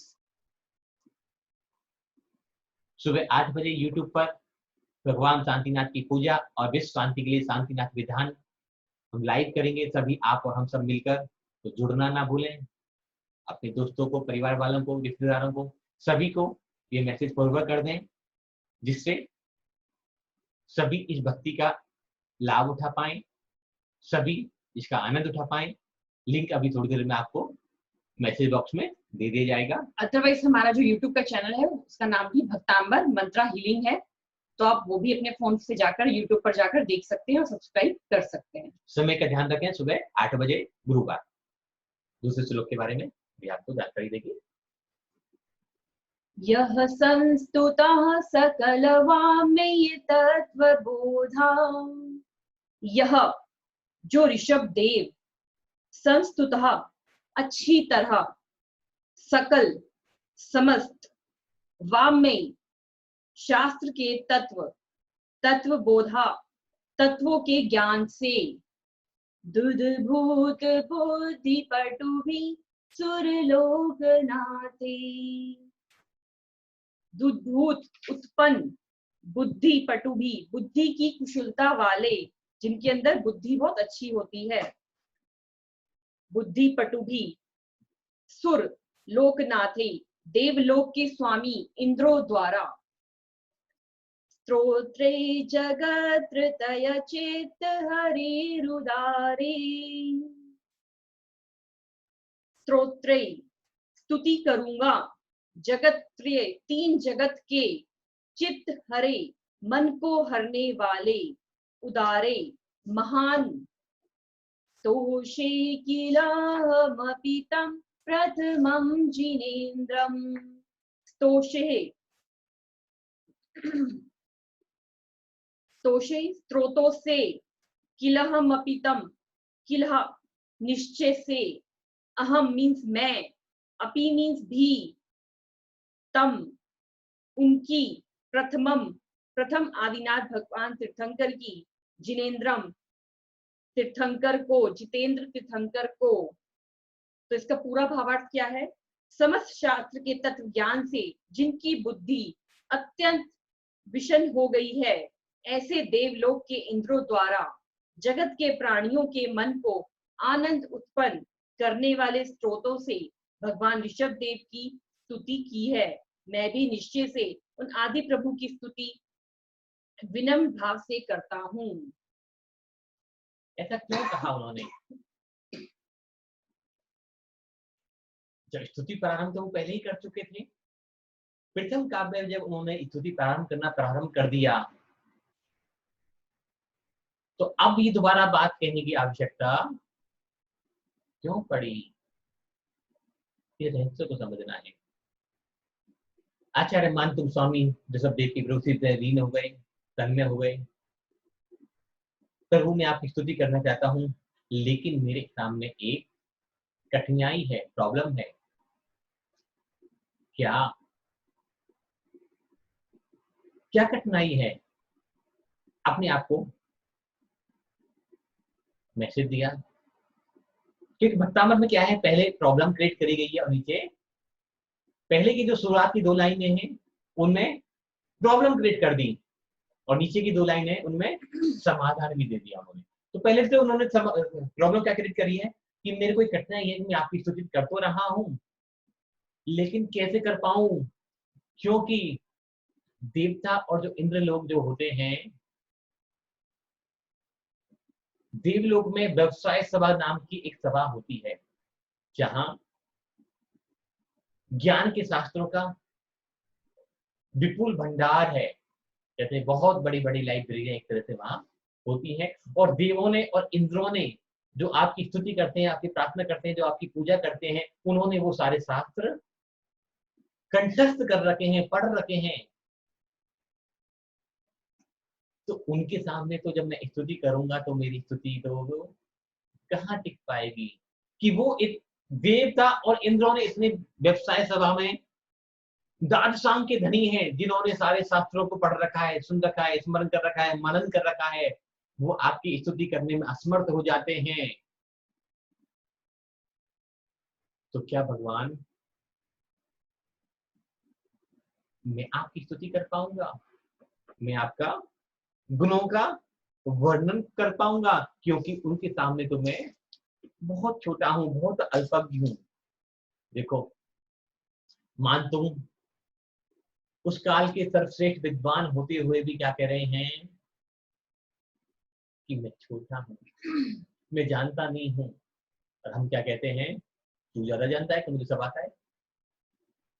मैं तो 25 साल से भक्तामृत पढ़ रही हूँ, तू मुझे क्या भक्तामृत सिखाएगा? मैं तो पानी भी तब पीती हूँ जब भक्तामृत पढ़ लेती हूँ, सुन लेती हूँ। ऐसे कहते हैं ना सब लोग। मैंने तो बचपन में ही पढ़ लिया था, सीख लिया था भक्तामृत। अभी भी ज्ञान से, अहंकार से भरे पड़े हैं। तो कैसे स्तुति हो पाएगी? जो स्तुति करता ही कह रहा है कि भगवान मैं कैसे स्तुति करूं तुम्हारी, कैसे प्रार्थना करूं, कैसे स्मरण करूं, क्योंकि देवराज इंद्रों ने तो इतना दादशांग की ज्ञान होते हुए भी वो आपकी स्तुति पूर्ण नहीं कर पाए, तो मैं कैसे प्रारंभ करूं? विकल्प उठ गया मन में। लेकिन विकल्प करते करते निश्चय तक पहुंच गए। क्यों? मैं इंद्र नहीं हूं तो क्या हुआ? मैं दादशांग का धनी नहीं हूं तो क्या हुआ? मैं आपकी स्तुति करूंगा। और किसकी स्तुति करूंगा? प्रथम तीर्थंकर जिनेंद्र भगवान, जिन्होंने अपने सारे शत्रुओं को जीत लिया, जो 5 पापों से मुक्त हैं, जो अष्टकर्मों का क्षय कर चुके हैं। मैं निश्चय ही उनकी स्तुति करूंगा, उनका पाठ करूंगा, उनका गुणानुवाद करूंगा। ऐसा मैं संकल्प, ऐसा मैं निश्चय, ऐसी मैं दृढ़ प्रतिज्ञा अपने हृदय में धारण करता हूं। चाहे मुझे कुछ भी नहीं आता हो, फिर भी मैं स्तुति तो कुछ कर भी हो जाए, अब तो मैं करूंगा ही करूंगा। क्या होगा वो आगे देखा जाएगा, लेकिन मैं तुम्हारी स्तुति अवश्य करूंगा। हम क्या करते हैं दोस्तों, छोटी सी परेशानी आ जाती है, छोटा सा दुख आ जाता है, तकलीफ आ जाती है, जीवन में उतार चढ़ाव आ जाते हैं, हम हार मान लेते हैं। और सबसे पहले क्या छोड़ते हैं? क्या छोड़ते हैं हम? कोरोना में क्या छूटा? क्या छूटा कोरोना में? बताओ। भगवान की भक्ति करनी छूट गया ना, मंदिर जाना, सनक जाना, वो छूट गया ना। हम उसी को ही, जो साधन है उसी को ही छोड़ देते हैं। बाकी तो सब बढ़िया से खा ही रहे हैं, बढ़िया से पहन रहे हैं, बढ़िया से घर में रह रहे हैं, सो भी रहे हैं। या 3 बार खाते होंगे, 4 बार खा रहे होंगे, जो 2 बार खाते होंगे वो 3 बार खा रहे होंगे। तो परेशानी आती, परिस्थिति आती, हम सबसे पहले उस आराध्य को छोड़ देते हैं, भगवान की भक्ति करना छोड़ देते हैं। और क्या कहते हैं? मुझे तो टाइम ही नहीं मिलता, मैं तो खुद हॉस्पिटल में इतना परेशान रहता हूँ, सुबह जल्दी जाना पड़ता है, रात को टाइम नहीं मिलता, तो इसलिए मैं तो भक्तावर पढ़ ही नहीं पाता, मैं तो भगवान की भक्ति नहीं कर पाता, मैं तो दर्शन करने भी नहीं जा पाता। संकट आते ही, समस्या आते ही हम किसको छोड़ देते हैं? भगवान की भक्ति करना छोड़ देते हैं, भगवान से नाता तोड़ देते हैं। लेकिन मानसून ने क्या कहा कि कुछ भी हो जाए, अब तो मैं तुम्हारी भक्ति, तुम्हारी स्तुति, तुम्हारी प्रार्थना, तुम्हारा गुणानुवाद करके ही रहूंगा। रिद्धि भक्ति का विचार, इसका बेनिफिट क्या है? रिद्धि जाप। ओम ह्रीं अरं नमो ओहिजिनानं ज्रों ज्रों नमः स्वाहा। मंत्र जाप। ओम ह्रीं श्रीं क्लीं ब्लूं नमः सकलाट सिद्धिनम। बेनिफिट इसके? Chanting of this shloka removes all obstacles. Chanting of this shloka removes acute and chronic headache and gives relief to people who have been suffering for a long time. It helps to remove the feeling of Lord on the head due to stress and tends to lift the veil of ignorance by showering wisdom. Clarity of thought and vision are thus attained. Means कि जब भी आपके सिर में दर्द हो रहा हो क्रॉनिक, और आपको लग रहा है बहुत स्ट्रेस हो रहा है, बहुत लाइफ में इग्नोरेंस हो रही है, आपको समझ नहीं आ रहा है कि मेरे पास कौन सा रास्ता है, इग्नोरेंस बहुत है लाइफ में, और आपके ऊपर बहुत लॉर्ड हो रहा है, फीलिंग्स आ रही है आपको कि मेरे ऊपर, सिर के ऊपर बहुत बोझ है, तो आपको सेकेंड नंबर श्लोका को चेंट करना चाहिए अपने थॉट्स को अच्छा रखने के लिए, अपने विजन को अटेंड करने के लिए। क्लियर हो गया आप सभी को? तो जो भी काम, जब भी कोई परिस्थिति आए तो संकल्प लेकर आगे बढ़ जाएं, संकल्प की शक्ति को मजबूत कर दें, तो निश्चय ही आपके हर कार्य पूर्ण होंगे। यहाँ तक कोई सवाल हो तो आप पूछ सकते हैं, उसके बाद अगले श्लोक चैट बॉक्स में आप लिख दीजिएगा। किसी का कोई क्वेरी हो यहाँ तक तो पूछ सकते हैं, उसके बाद आगे बढ़ते हैं आगे के श्लोकों पर। अभ्यास जरूर करें। 21 तारीख को YouTube पे जुड़ना ना भूलें। आगे लिंक डाल दो बेटा।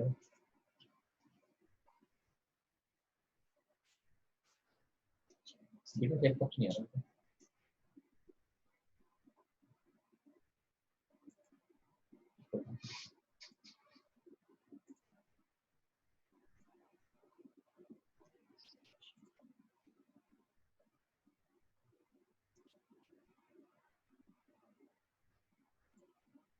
यहाँ पे पूरा प्रोसेस दिया हुआ है, विधि दी हुई है, तो आप इसको देख सकते हैं।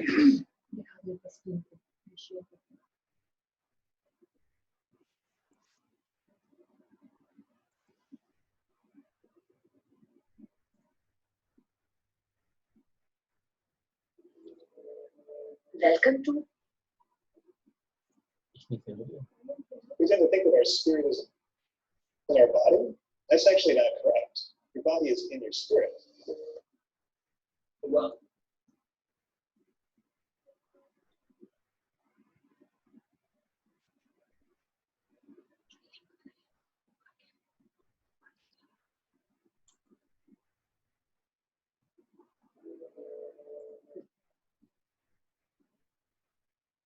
कोई बात नहीं, लिंक आपको सबको भेज दिया जाएगा, आप पर्सनल ग्रुप पे डाल देंगे, कोई दिक्कत नहीं, लिंक अभी दिख नहीं रहा।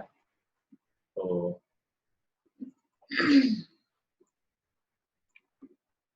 सब कुछ कैसे खोलेगा।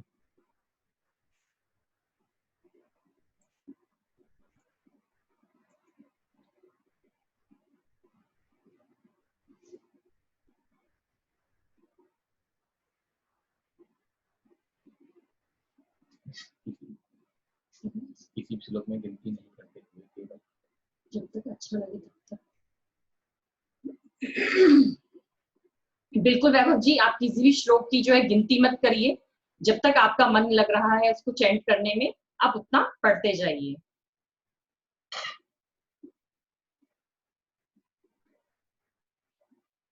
नमस्कार। ममता जी, नमस्कार मुद्रा में आप भक्तांबर के सेकंड नंबर श्लोक की चैंटिंग करें, आपने पूछा है। और यदि आपको ज्यादा हेडेक हो रहा है तो ज्ञान मुद्रा में भी आप पाठ कर सकते हैं, नहीं तो नमस्कार मुद्रा भी बहुत अच्छी मुद्रा है। वैभव जी, अधूरा कुछ नहीं माना जाएगा। क्या अधूरा माना जाएगा? कुछ अधूरा है ही नहीं। आप एक बार पढ़ो, 100 बार पढ़ो, 1000 बार पढ़ो, अधूरा तो हो ही नहीं सकता ना। तो खुद में अपने आप में भक्तांबर जो है कंप्लीट है। एक शब्द भी अगर आपने बोल लिया, मैं बार बार एक ही बात कह रहा हूँ सभी से कि अगर आपने भक्तामर शब्द का उच्चारण कर लिया तो भक्तामर अपने आप में कंप्लीट हो गया। अपनी अपनी भूख है, अपनी अपनी प्यास है। छोटा बच्चा जब 2 महीने 3 महीने 6 महीने का होता है तो 2 चम्मच में पेट भर जाता है उसका। बड़ा होता है तो एक रोटी खाने लग जाता है और कुछ खा लेता है, दूध भी पी लेता है। एज के हिसाब से, अपनी बॉडी के हिसाब से, अपने स्टेमिना के हिसाब से, अपने काम के हिसाब से, अपने वर्कलोड के हिसाब से हमारी डाइट अलग अलग होती है। तो क्या जो 1 रोटी खा रहा है, 2 रोटी खा रहा है वो अधूरा खा रहा है, और जो 4 खाता है 6 खा जाता है वो ज्यादा खा रहा है? नहीं, उसकी रिक्वायरमेंट ही 2 रोटी की है, तो 2 ही तो खाएगा, वो अधूरा तो नहीं कह सकते ना उसको। जिसने ज्यादा खा ली तो वो उसकी शरीर की आवश्यकता है, इसलिए वो ज्यादा खा रहा है, इसलिए ज्यादा भोजन ग्रहण कर रहा है। अगर आपके कर्म नहीं कट पा रहे हैं, आपका काम नहीं बन पा रहा, तो इसका मतलब आपके अभी नेगेटिव कर्माज ज्यादा है, पाप कर्म की गठरी बड़ी है, पाप की लाइन बड़ी है, तो उसको पुण्य की लाइन को आपको और ज्यादा बड़ी करनी पड़ेगी। तो अधूरा कुछ भी नहीं है। अधूरा तो ये है कि अगर हमने गिनती करना प्रारंभ कर दें और भाव हमारे खत्म हो जाए, गिनती में अलग जाए, तो पूरा ही अधूरा है, कोई बेनिफिट नहीं है उसको पढ़ने का।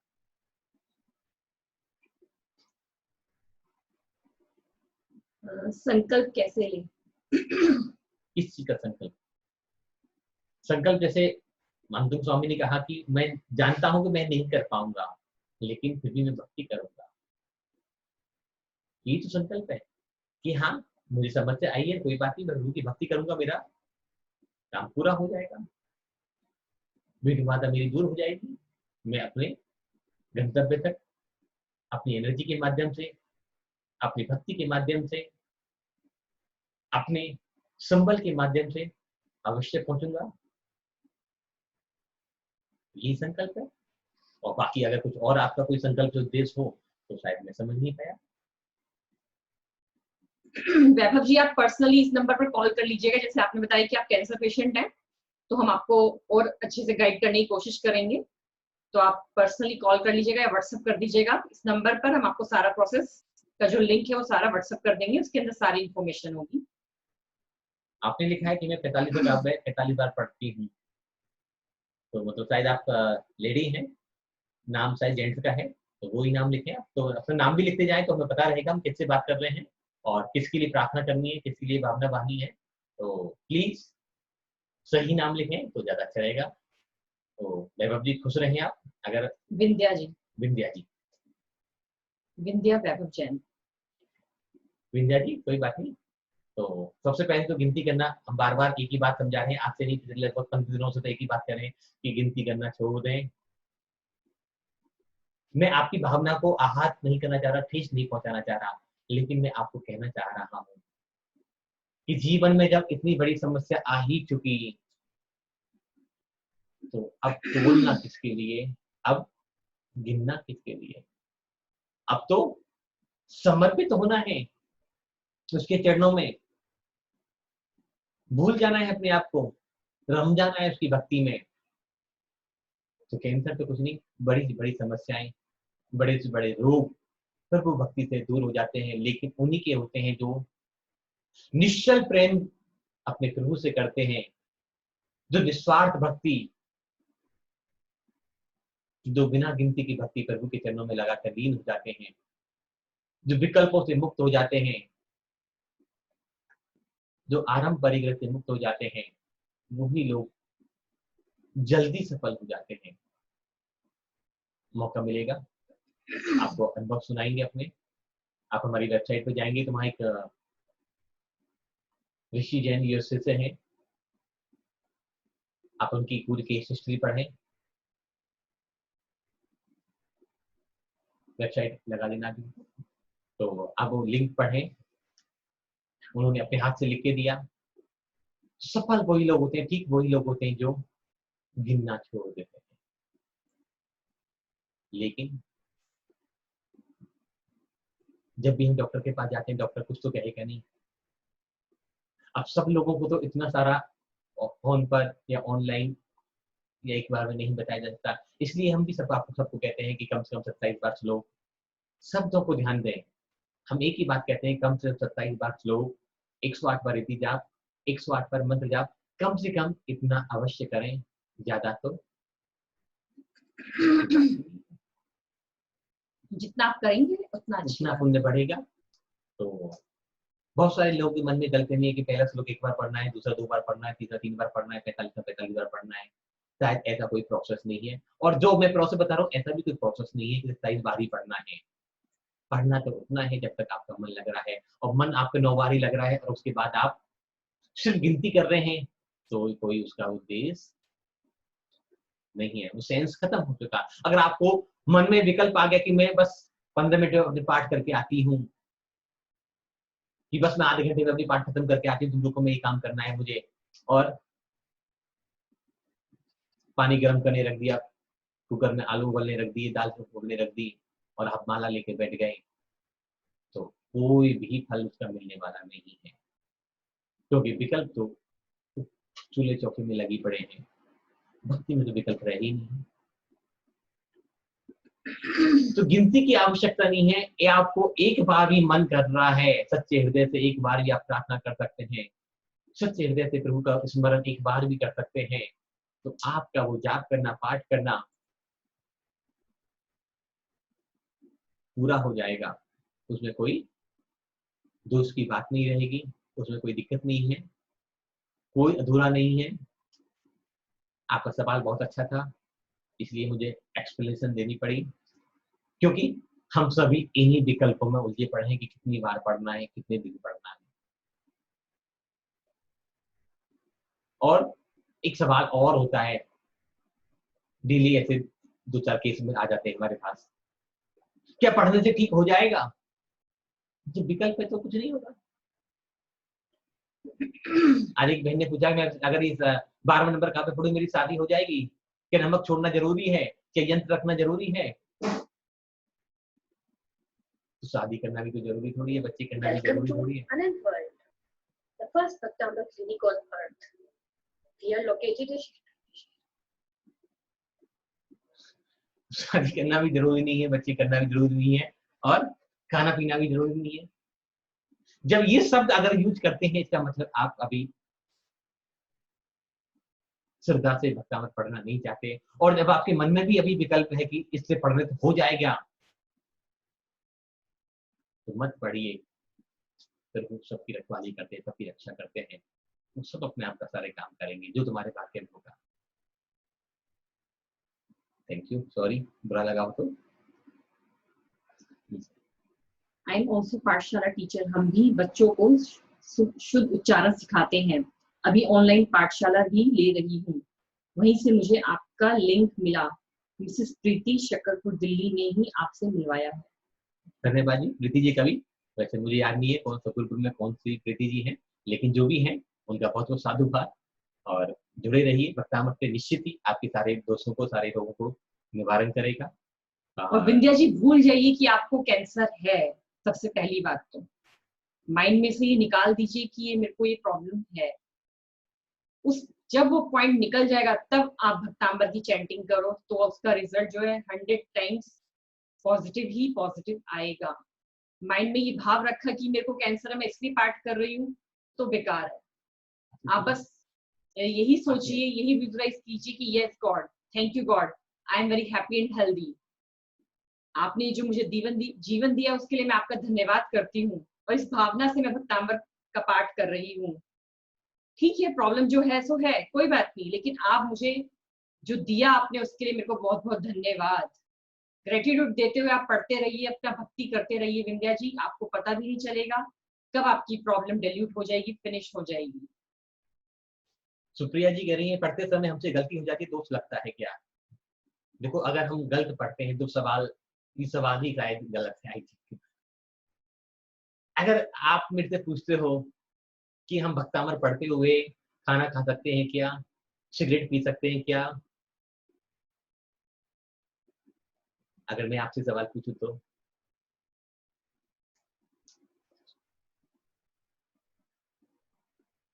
एक बात और कहना चाहूंगा, हम जो एक्सप्लेनेशन आपको देते हैं, जो हम आपको जवाब देते हैं, उनको कभी कोई बुरा ना माने, सिर्फ समझाने का तरीका है। सुप्रिया जी, अगर जैसे मैंने आपसे पूछा, आपने जो सवाल किया कि अगर आपसे कोई बच्चा पूछता है कि मम्मी मैं भक्तामर पढ़ते हुए कोई गलत एक्टिविटी कर लूं तो आप क्या कहोगे? नहीं करें।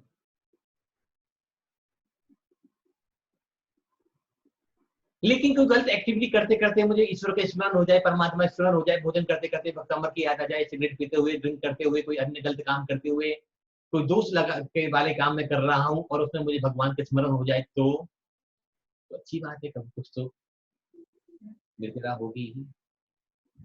तो उसी तरह ही भक्तामर में बात करना चाहूंगा। सुप्रिया जी आप आइए स्क्रीन पर, मैंने आपको अनम्यूट कर दिया है। हेलो। हाँ जी, हाँ जी, अपना फेस दिखाइए। जय जय मैम। एक्चुअली मेरा पूछने का मतलब ये था कि हम जान के तो गलत कभी नहीं पढ़ते, लेकिन पढ़ते समय कई बार हमसे गलती हो जाती है अनजाने में। तो मेरा पूछने का मतलब ये था कि जब हम अनजाने में गलत पढ़ते हैं, से ही सबको आंसर मिल रहा है जी। मैं इसलिए मैंने आपको खोला कि हम सब लोग, जो इसमें से बहुत सारे लोग भी ये गलती करते हैं, तो उन सबको आंसर मिल जाएगा। जी जी।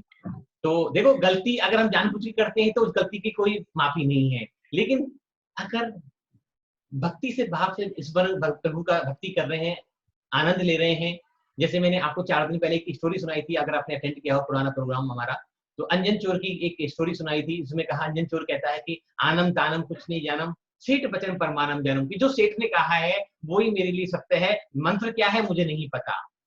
तो ऐसी भक्ति हो जाए और मंत्र भी नहीं पढ़ा जाए, कि आप जो कह रहे हो कि जो मैंने पढ़ा है सुना है कि भक्तामर सोच से ये काम हो जाता है, अगर आपका ऐसा श्रद्धान है तो गलतियां कुछ नहीं है, लेकिन हम जानबूझ के गलतियां कर रहे हैं तो उसकी कोई माफी नहीं है। लेकिन फिर भी हमें प्रयास करना चाहिए कि हम गलती कम से कम करें, क्योंकि इस परंपरा को हमें, इस ज्ञान को हमें बहुत आगे तक लेके जाना है। तो इसलिए हमने भी जी जी जी, इसलिए हमने YouTube पे सारे श्लोक, विधि, मंत्र सबकी अलग अलग वीडियो बना के डाली हुई है। आप बुक ले लें, 2 दिन 4 दिन प्रैक्टिस करें। कोशिश हमने भी करी है कि कम से कम गलतियां हो, 98% हमने कोशिश करी गलतियां नहीं हो, फिर भी 2% तो विद्वान लोग तो हम भी नहीं है, गलती रह गई होंगी। तो हम सभी से आग्रह करते हैं, अगर कोई किसी को हमारी गलती लगी तो आप हमें जरूर अवगत कराएं, जिससे हम उसको अगली वीडियो में उसको सुधार सकें। तो सबसे अच्छा तरीका है ऑडियो चला लें और किताब को सामने रखें, 2 दिन 4 दिन उसको सुने, उच्चारण भी अच्छा हो जाएगा, आपको याद भी हो जाएगा और आपकी गलतियां भी लगभग खत्म हो जाएंगी। ठीक है, थैंक यू, आपका अच्छा सवाल किया आपका, इसलिए ठीक, थैंक यू थैंक यू।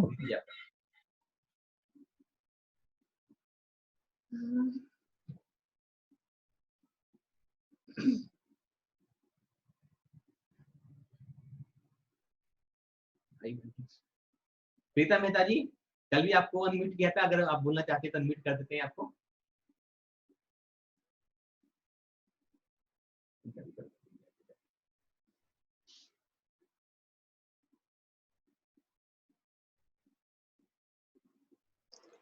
हाँ जी, प्रीता मेहता जी अनम्यूट किया आपको, आप बताइए, स्क्रीन पर आइए। जय जिनेंद्र भैया दीदी। जय जिनेंद्र जी।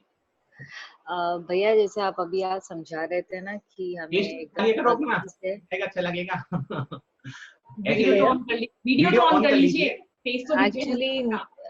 नहीं दीदी, मैं जैसे वीडियो ऑन करती हूँ ना तो बहुत स्टक होने लग जाता है। कल भी ऐसे हो रहा था, अच्छा, इसके लिए आके मैं वीडियो ऑन नहीं कर रही हूँ। कोई बात नहीं, बताइए। तो आपने जैसे समझाया था ना कि भैया की भक्ति से करना चाहिए, काउंटिंग से नहीं, तो मैंने अभी वैसे 3 to 4 डेज पहले स्टार्ट किया करना। तेज बोली, थोड़ा भक्तामस तेज। मैंने 3 to 4 डेज पहले है ना भक्तामस स्तोत्र करना स्टार्ट किया। मतलब 19 श्लोक भी पढ़ती थी और आके जितना मुझे आई गेस 1 to 12 ही आता है उतना पढ़ती थी। तो थर्ड डे आके जब मैं पढ़ रही थी तो मैं बीच में अटक गई थी 19 श्लोक में, तो मैंने फोन लिया। तो मैंने जैसे ही फोन लिया था तो मैंने देखा कि है ना मुझे ऑर्डर मिला है। मतलब 1 महीने से मुझे कोई ऑर्डर नहीं मिल रहा था मेरे बिजनेस का, क्योंकि I am a graphic designer. तो अभी 1 महीने से तक तो मतलब वो लॉकडाउन के चक्कर में लाइक सबका बिजनेस ही बंद है, तो मुझे कोई ऑर्डर ही नहीं मिला। और जैसे ही मैं वो बस, और बिना मंत्र रिद्धि कुछ भी नहीं किया, बस मैंने सिर्फ श्लोक ही पढ़ा, यही सोचे कि बस मैं भक्ति कर रही हूँ। एंड ऑटो मैंने एक्सपेक्ट भी नहीं किया था कि ऑर्डर भी आ जाएगा। तो थैंक यू सो मच। कहाँ से हैं आप पिताजी? मैं चेन्नई से हूँ। ओके, बहुत बहुत देखिए, पता है साधुवाद आपको आपको क्यों रिजल्ट मिला? एक और सिर्फ आपने भाव नहीं करे भगवान मुझे ये दे दो, वो दे दो, ऐसा दे दो, वैसा दे दो। आपने जी। सिर्फ जैसे मानतुंग महाराज ने भक्ति करी कि बस मेरे को तो बाबा की भक्ति करनी है, मुझे टाइम मिला है, लॉकडाउन है तो मैं कर रही हूँ। तो ईश्वर ने भी वो कहीं ना कहीं देखो, जो आप भक्ति कर रहे हैं वो कॉस्मोस में जा रहा है। उसको बताने की जरूरत नहीं है कि आपको क्या चाहिए लाइफ में, वो अपने आप आपकी लाइफ में होता रहेगा। और जैसे ही मैं वो भक्तामस स्तोत्र बोलती भी हूँ ना तो बहुत अलग सा फील होता है। बट मैंने नोटिस भी किया, मैं जिस दिन से भक्तामस स्तोत्र बोल रही हूँ, मेरे को 3 दिन से है ना सपने भी मंदिर के ही आ रहे हैं। नहीं तो मेरे को उल्टे पुल्टे सपने आते रहते हैं, मतलब अजीब और गरीब सपने आते हैं। तो मतलब बहुत अच्छा फील हो रहा है, मतलब बिना कोई एक्सपेक्टेशन के आके ये स्तोत्र करना। और इतना जब गाते वक्त भी इतना अच्छा लगता है। मतलब मैं इतना अच्छा नहीं गाती हूँ, बट फिर भी जितना भी होता है उतना मतलब देखिए, अपनी तरफ भक्ति से। तो है ना उसके अंदर, वो ज्यादा इंपॉर्टेंट है। जी, तो मतलब आपने जैसे समझाया वैसे गाइड किया वैसे ही किया, क्योंकि एक्चुअली मैंने एक बार मंत्र और रिद्धि किया था, बट वो मुझे ऐसा लग रहा था मंत्र और रिद्धि करने के बाद कि जैसे मैं कुछ मांग रही हूँ, तो मुझे वो नहीं चाहिए था कि मुझे कुछ मांगना नहीं है। जब मिलना होगा देना होगा अपना आप मिल जाएगा। मेरे को बस ये चीज कर बहुत टाइम से सीखनी थी भक्तामय, बट पता नहीं कभी सीख ही नहीं पाई। और आपका जब मैसेज देखी तो ज्वाइन किया और फिर मुझे इतना अच्छा लगा ना, तो तो बस हमें अब भी आप एक ऐसे ही श्लोक सुना नॉर्मली। दीजिए आज, जरूर। कौन सा? मेरे को सिर्फ फर्स्ट नंबर 4 जो भी आपको आता है वो सुना जी दीजिए। जी। भक्तामर प्रणत मौलिमणि प्रभाना मुद्योतकम दलित पाप वेतानम सम्यक प्रणम जिन पादयुगम युगादा वालंबनम भवजले पततां जनानां यः संस्तुतः सकलवाङ्मय तत्त्वबोधा दूतभूतभूतिपटुभिः सुरलोकनाथैः स्तोत्रे जगत्हृदय हरैः स्तोषे किलाहमपि तं प्रथमं जिनेन्द्रम्। थैंक यू जी, बहुत बहुत धन्यवाद आपका। बहुत अच्छी है आपकी आवाज। आवाज अच्छी है अपनी, और थैंक यू आपने दीदी, थैंक यू आपने भैया। आपने वो बात लोगों को समझा दी जो शायद हम नहीं समझा पा रहे थे, क्योंकि हमारा काम तो बोलना ही है, लेकिन आपने अपने अनुभव से जो लोगों को बात बताई, शायद सभी उसको फॉलो करें। Thank you, thank you, thank you. मतलब मेरा सिर्फ 4 दिन ही हुआ है भैया ये भक्तामर सीखना। मैंने 4 डेज से ही स्टार्ट किया है और मैंने मतलब इतना जल्दी रिजल्ट देखा, तो मेरे को लगा मेरे को सबके साथ शेयर करना चाहिए, बिकॉज बहुत अच्छी बात है जी। देखिए ना, मैंने कल एक एग्जांपल दिया था कि आम का जो पेड़ होता है, जो वो सबको देता है, वो चिंता नहीं करता कि मेरे नेक्स्ट 6 महीने बाद कैसे फल आएंगे, लेकिन मेरा स्वभाव है देना, तो नए जो फल आते हैं वो बहुत अच्छे आते हैं। तो जो भी हमारे पास है, यदि हम किसी के साथ शेयर करते हैं अपना एक्सपीरियंस, अपनी लाइफ की जो भी हमारी गुड थिंग्स हैं, तो वो इंक्रीज होगी, बढ़ेगी लाइफ में। तो सबसे अच्छी बात आज में ये रही आपके इस केस में, पूरे केस में, कि निश्चल भक्ति आपने करी और आपको रिजल्ट मिला। आपने मुझे नहीं पता, कभी मुझे फोन किया होगा, प्रिया को किया होगा कि कितने दिन पढ़ना है, कितनी बार करना है। ऐसा जब विकल्प हट जाता है तो रिजल्ट आना कंपलसरी है। दुनिया की कोई ताकत आपके रिजल्ट को आने से नहीं रोक सकती। तो आपकी इस भावना के लिए बहुत बहुत साधुवाद, बहुत बहुत नमन। थैंक यू भैया दीदी, आप अपना इतना टाइम निकाल के हम सबको गाइड करें, आप लोगों को थैंक यू। Thank you. अब मैं वृंदा जी, अभी एडी जयपुर।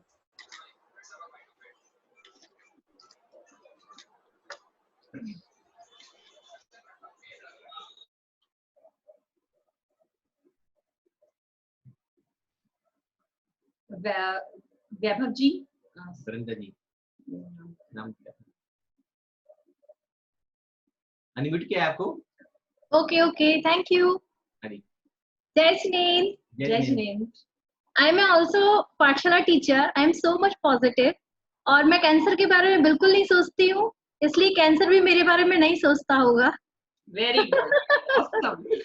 कहाँ से हैं आप? मैं करहल डिस्ट्रिक्ट मैनपुरी उत्तर प्रदेश से हूँ। अरे वाह। और गिनती वाली बात मैं केवल इसलिए पूछ रही थी क्योंकि जो अधूरा ज्ञान होता है वो बहुत सारे लोगों को भ्रमित करता है, जैसा भक्तांबर के साथ में होता है।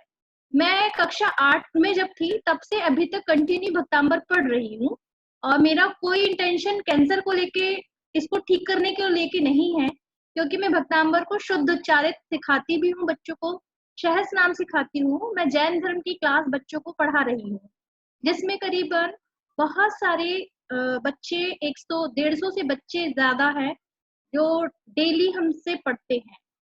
तो ये पॉजिटिविटी, कैंसर और ये सारी चीजें मेरे लिए बिल्कुल भी मायने नहीं रखता है। इट्स अ फर्स्ट टाइम जब मैं आपसे जुड़ी हूँ, और जुड़कर ये प्रश्न केवल इसलिए पूछ रही हूँ क्योंकि मैं तो समझती हूँ ये चीज कि गिनती कुछ मायने नहीं रखती है, समय मायने नहीं रखता है। आपको जब अच्छा लगे, मुझे जब भी कीमो के बाद नींद नहीं आती थी तो मैं अधिकतर भक्तांबर पढ़कर ही सोती थी, क्योंकि मुझे उसी से नींद आ पाती थी। कीमो के टाइम पे बहुत सारी परेशानियां होती हैं क्योंकि, तो मैं एक एक्सपीरियंस बता रही हूँ कि मुझे पता है पर बहुत सारे लोग ऐसे हैं जो केवल अधूरे ज्ञान के कारण भटक जाते हैं, गिनतियों में उलझे हैं, समय में उलझे हैं, उच्चारण में उलझे हुए हैं, हिंदी और संस्कृत में उलझे हुए हैं। जबकि मुझे लगता है कि जब भावनाएं हो ना, तो अगर आप एक अर्घ भी पढ़ रहे हैं तो वो संपूर्ण है, और अगर आप बिना भावना से संपूर्ण शास्त्र भी पढ़ रहे हैं तो वो एक शब्द ही है, जो मुझे समझ में आता है। नहीं, आपको बिल्कुल ठीक ही समझ में आता है। सच्चाई यही है कि आप जब मर्जी पढ़े, लेकिन भावना आपकी और आपकी भक्ति होनी चाहिए। बिल्कुल बिल्कुल। मेरा मन जिस दिन नहीं करता है मैं उस दिन नहीं पढ़ पाती हूँ, भूल जाती हूँ। कीमो के टाइम पे तो मैंने भक्तांबर कई बार पढ़ा, कई बार बिल्कुल भी नहीं पढ़ पाई, मेरी तबीयत ठीक नहीं होती थी। बट मैं 8वीं क्लास से कंटिन्यू पढ़ रही हूँ, तो आज भी मेरे मन में उतनी ही श्रद्धा जितनी पहले थी उतनी आज भी है। मैं केवल मुझे आपकी लिंक भी जो है, मेरी पाठशाला की स्टूडेंट है मोक्षदा, उसकी मदर से मेरी जब आज बात हुई तो उन्होंने स्पेशली मुझे आपके लिए रिकमेंड किया कि आप एक बार इनसे जरूर बात कीजिए, ये लोग बहुत अच्छा प्रोग्राम जूम के थ्रू पढ़ा रही हैं, आप प्लीज जुड़ना। वो इतना रिक्वेस्टली मुझसे बोली, तो मुझे लगा कि ठीक है, एक बच्चे की माँ मुझसे इतना बोल रही है तो मुझे करना चाहिए। जबकि मैंने आज दिन भर में भी आपके पूरे प्रोग्राम देखे, और 45वां काव्य भी देखा, 17वां काव्य भी देखा, मुझे जो अच्छा लगा वो मैं देखने लगी, बस ऐसे ही। बस ये मेरा फर्स्ट एक्सपीरियंस है आपके साथ में, और I am so happy with everything. मैं सबके साथ बहुत खुश हूँ। मुझे अपने जीवन में कोई चीज गलत नहीं लगती, मुझे कभी दुख नहीं होता, क्योंकि मैंने प्रमाण सागर जी की एक बात सीख रखी है। उन्होंने कहा है दुख तब होता है जब व्यक्ति किसी चीज को स्वीकार नहीं करता है। तो मैंने अपने कैंसर को भी स्वीकार कर लिया है, इसलिए मुझे बहुत अच्छा लगता है। अगर आज मुझे कैंसर नहीं होता तो शायद मैं आपसे नहीं मिल पाती और बहुत सारे अच्छे लोगों से मिल नहीं पाती, इसलिए मुझे तो ये कैंसर का गिफ्ट भी बहुत अच्छा लगा। I am so much happy. ऐसा इंसान मेरे को जी, आप जैसा इंसान, मतलब लास्ट 2 महीने हो गए हैं लॉकडाउन जब से हुआ है, तो ऐसा कोई भी इंसान आज तक नहीं मिला जो क्या है ना, भगवान ने मुझे केवल मेरा जैसा एक ही व्यक्ति बनाया था। It's not a common, I am very special. सही कह रहे हैं बिल्कुल आप ये बात, मेरी जैसी हूँ। बिल्कुल सही कह रहे हैं आप ये बात कि मतलब मैं लोगों को सिर्फ सारे दिन मेरा यही समझाने में दिल जाता है कि हिंदी का पढ़ना या संस्कृत का पढ़ना 21 दिन क्यों करना है मैडम? हम 5 दिन ही कर लेते ना, हमारे पास तो फिर लॉकडाउन खुल जाएगा तो हम कर नहीं पाएंगे। अब ये क्वेश्चन का आंसर और उनको देना है मेरे को, लॉकडाउन खुल जाएगा तो मैं कर नहीं सकता। अरे भैया मैं थोड़ी ना आके करूंगी। जब तक विकल्प सही बात मौजूद है तब तक काम नहीं होता। पर आपने जो बातें बताई, सच में हृदय से नमस्कार, आपको सलाम, जय जिनेंद्र। आप बिल्कुल स्वस्थ हो, बहुत आगे बढ़े, ऊंचाइयों पे। मैं स्वस्थ ही हूँ, और बहुत सारे लोग को मैं ये बताना भी पसंद नहीं करती हूँ कि मुझे कैंसर है। मुझे लगता है ये एक बहुत बड़ी लाचारी है जो हम इसके माध्यम से लोगों की सिंपैथी लेना चाहते हैं कि अरे आपको कैंसर हो गया, अरे आप तीसरी स्टेज पे, अरे बहुत बुरा हुआ। इसलिए मैं ऐसे लोगों से मिलना पसंद ही नहीं करती, और ना मैं कभी किसी को बताती हूँ। वो तो एक ऑप्शन था केवल इसलिए ताकि और भी लोग इससे जुड़कर सीख सके कि ये सब चीजें कोई मायने नहीं रखती है। बीमारी हो, अच्छी चीजें हो या बुरी चीजें, ये सब चीजें हमारी सोच के ऊपर डिपेंड करती है। Very good. मेरी सोच में कैंसर नहीं है, इसलिए मैं I am not a patient, I am full perfectly fit. मैं बिल्कुल भी बीमार नहीं हूँ, और मैं लोगों को मोटिवेट भी करती हूँ। बहुत सारे लोग मुझसे पूछते हैं आप किस मिट्टी से बने हैं भाई, आपको देख के समझ में नहीं आता बीमार हो या नहीं हो, आप कैसे सारी चीजें मैनेज करते हो। और ये 2 महीने का जो लॉकडाउन रहा, मैंने इसमें भी पूरी अपनी धार्मिक क्रियाएं जैसे पहले करती थी वैसे ही मैंने घर पे रह के सारी चीजें करी। बच्चों को बहुत सारे प्रोग्राम दिए ताकि आगे की जो जनरेशन आने वाली है हम उसको पढ़ा पाए, उन्हें सिखा पाए कि धर्म के प्रति सच्ची श्रद्धा कैसी होती है। बस यही एक छोटा सा मेरा उद्देश्य है कि मैं अपनी पाठशाला को कभी ना छोड़ूं। आपसे मिलके मुझे बहुत अच्छा लगा, एक पॉजिटिविटी मुझे मिली, एक रेज इफेक्ट हुई। इसलिए भी मैंने सोचा कि मेरा माइक ऑन किया जाए ताकि आपको भी इतनी पॉजिटिविटी मिली होगी। हमारी भी आपको भी लिमिटेशंस मुझसे होती है बस कि अच्छा लगा अभी होगा। जो इस टाइम देख रहे हैं और फेसबुक पे भी आ रहा है, तो सबको यही हो रहा है कि अब आप हमारे भी सुन लीजिए, हमारा भी तो लिमिटेड लोगों का बात है। लेकिन हम आपसे एक आग्रह और करना चाहेंगे। हम भी चाहेंगे कि जो जूम पे हमारे साथ जुड़े हुए बहुत सारे लोग हैं, इनको भी एक क्लास आप जरूर दें। अरे बाप रे। आने वाले कल में जब भी आपके पास टाइम हो। लेकिन आपको अपना कैमरा ठीक करना होगा। आपका कैमरा बहुत हेवी हो रहा है। अच्छा, इसलिए भी लोग याद रखेंगे हमारा कैमरा खराब था। नहीं, आप एक टीचर हैं और आप जैन स्टडीज को पढ़ाती हैं, जैन धर्म के लिए इतना कुछ कर रही हैं, तो जिसमें भी आपका परफेक्शन है मुझे ज्यादा नहीं पता है, लेकिन जो भी सब्जेक्ट आपका बहुत अच्छा है, जिसमें आप लोगों को प्रेरणा देना चाहते हैं, कल परसों जब भी आपके पास टाइम हो, आपके पास कंफर्टेबल टाइम हो, तो एक दिन का सेशन आप जरूर सभी को दे लीजिए। हमें बिल्कुल बहुत खुशी होगी, बिल्कुल। हमें बहुत खुशी होगी उससे। हम आपसे रिक्वेस्ट मुझे भी उतनी खुशी होगी क्योंकि मुझे लगता है कि फर्स्ट इंट्रोडक्शन जो है वो इतना अच्छा है, तो आगे हम जब तक साथ रहेंगे तब तक बहुत कुछ अच्छी चीजें एक दूसरे से सीख पाएंगे। और मुझे भी बहुत अच्छा लगेगा कि बहुत सारे लोग जो है वो कहीं ना कहीं आपके माध्यम से, मेरे माध्यम से अगर धर्म के प्रति जुड़ते हैं, उनकी सच्ची श्रद्धा अगर जागृत होती है बिना किसी मनोकामना के, बिना किसी इच्छाओं के, तो ये बहुत ही अच्छा एक मंच होगा हम लोगों के लिए। मुझे भी बहुत अच्छा लगेगा। आपको जब भी लगता है आप मुझे बोलिएगा, मैं जरूर अपना एक दिन का समय आपको। आप जिस दिन कंफर्टेबल है, हमारे पास आपका कांटेक्ट नंबर नहीं है ना जी, आपके पास चला गया है हमारा कांटेक्ट नंबर, तो कल परसों जब भी आप फ्री हो आप अपना शेड्यूल बता दीजिएगा। 2 घंटे का सेशन होगा, उस दिन आपके नाम से ही हम सेशन करेंगे और आप बता दीजिएगा कि क्या टॉपिक रखना है, तो उससे ही हम सारा ऐड बनाएंगे। बिल्कुल बिल्कुल, मैं आपको अपने नंबर देती हूँ व्हाट्सएप के थ्रू और हम उस पर बात करते हैं। ठीक है जी, थैंक यू सो मच। जय सुनेन। जय सुनेन। और भी कोई अगर आके अपना अनुभव शेयर करना चाहे या लोगों को मोटिवेट करना चाहे, प्रेरित करना चाहे, तो सभी का स्वागत है। ऐसा नहीं कि आप लोगों को ये मजबूरी है कि सिर्फ हमारी ही सुननी होगी, ऐसी कोई मजबूरी नहीं है आप सबकी कि आप सिर्फ सुनने के लिए और हम बोलने के लिए हैं। आप सब भी देखो, हम यहाँ कोई स्कूल नहीं चल रहा, कोई क्लास नहीं चल रही, हम यहाँ सब अपना अनुभव शेयर कर रहे हैं, एक दूसरे का ज्ञान वर्धन कर रहे हैं।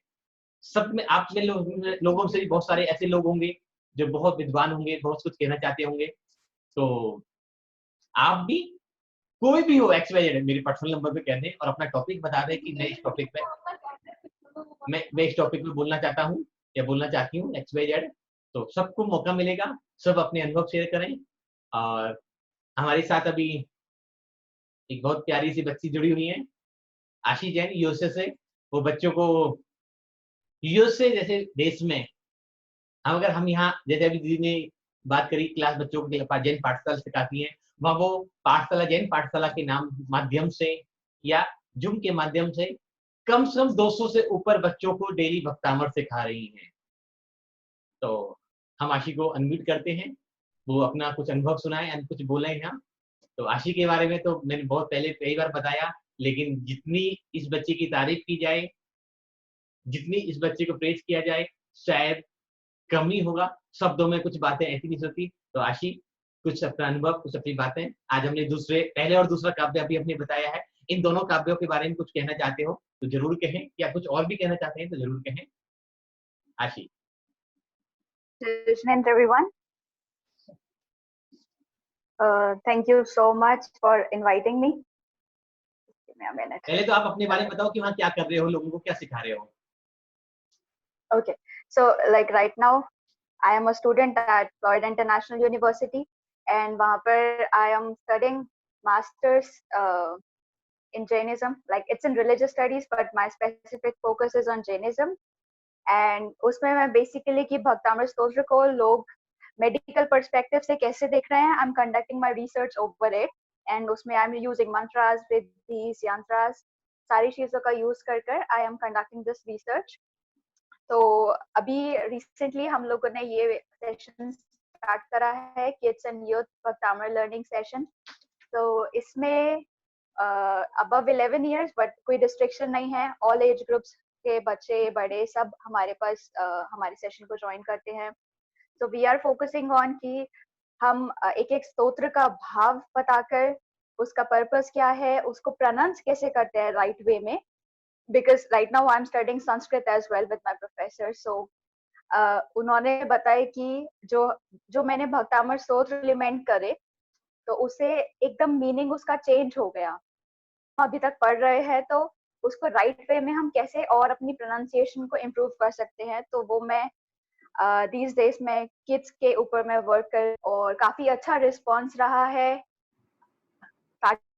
started with 80 people, फिर 140 जो है वो बढ़ रहे हैं, और यूएस की भी काफी सारी Jain societies they are supporting it, और किड्स का एंथुसियाज्म इतना अच्छा है कि मतलब सबको मतलब we were not expecting it कि इतना अच्छा रिस्पॉन्स आएगा, but everyone is so curious to learn. India के भी किड्स होते हैं, यूएस के भी किड्स होते हैं, और बड़े भी होते हैं इनफैक्ट। हालांकि सेशन जो है वो सिर्फ किड्स का रखा था, बट लाइक प्रोनाउंसिएशन को लेकर, मीनिंग को लेकर सब इतने एक्साइटेड हैं, तो काफी सारे लोग ज्वाइन कर रहे हैं।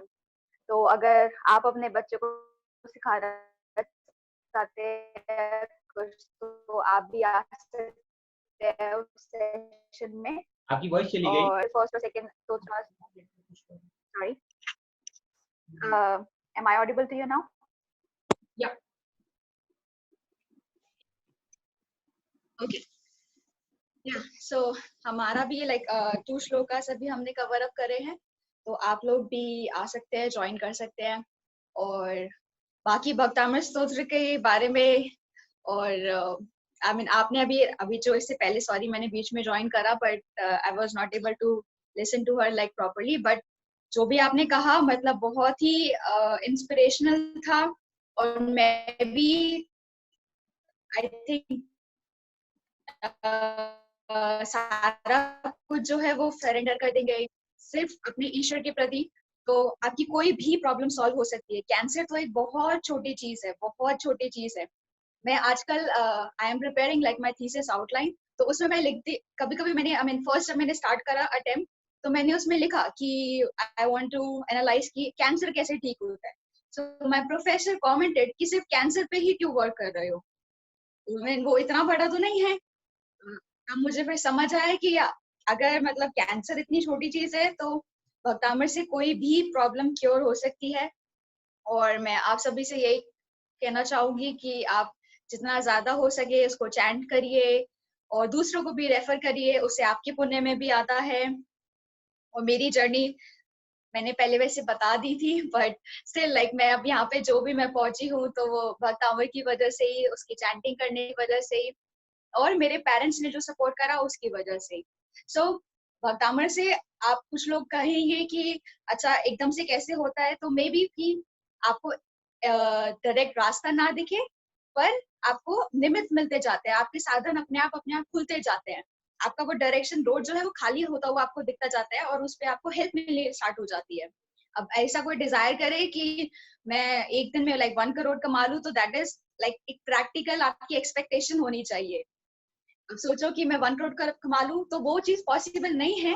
बट या अगर like if you are financially unstable या फिर कुछ भी प्रॉब्लम है, तो आपको उसको उस चीज तक पहुंचने का एक जरिया मिल जाएगा, एक मीडियम मिल जाएगा, रास्ता मिल जाएगा।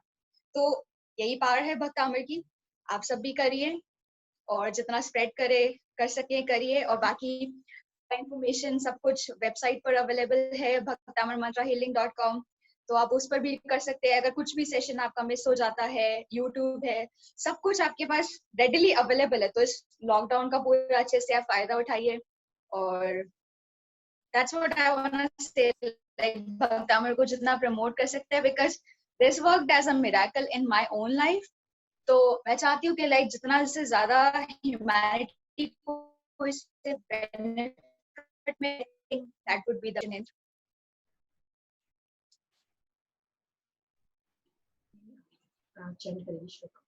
आशी, हमारे जो सारे दर्शक हमारे सारे दर्शक चाहते हैं कि आप एक और 2 नंबर श्लोक का आप उच्चारण करके अपने मुंह से बताएं, क्योंकि उन्होंने अभी 2 ही श्लोक पढ़े हैं और आपने भी 2 ही पढ़ाए हैं वहां, तो वो सुनना चाहते हैं आपके मुंह से। ओके।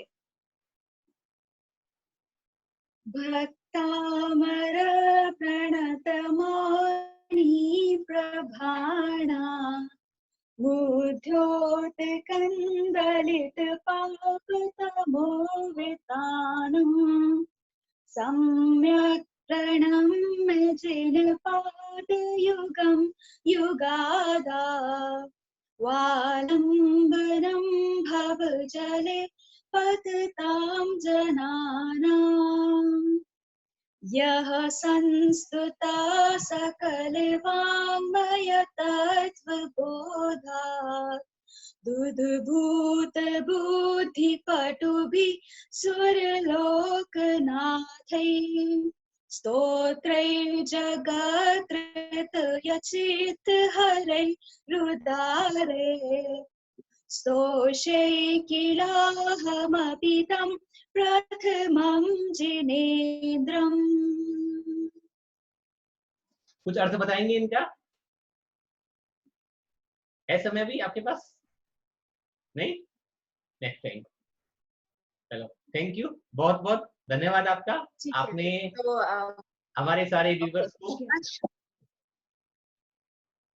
मैं कह रहा हूँ आपने हमारे सारे देखने वालों को, हमारे चाहने वालों को और भक्त अमर से जुड़े रहने वाले लोगों को इतना मोटिवेट किया, प्रेरित किया।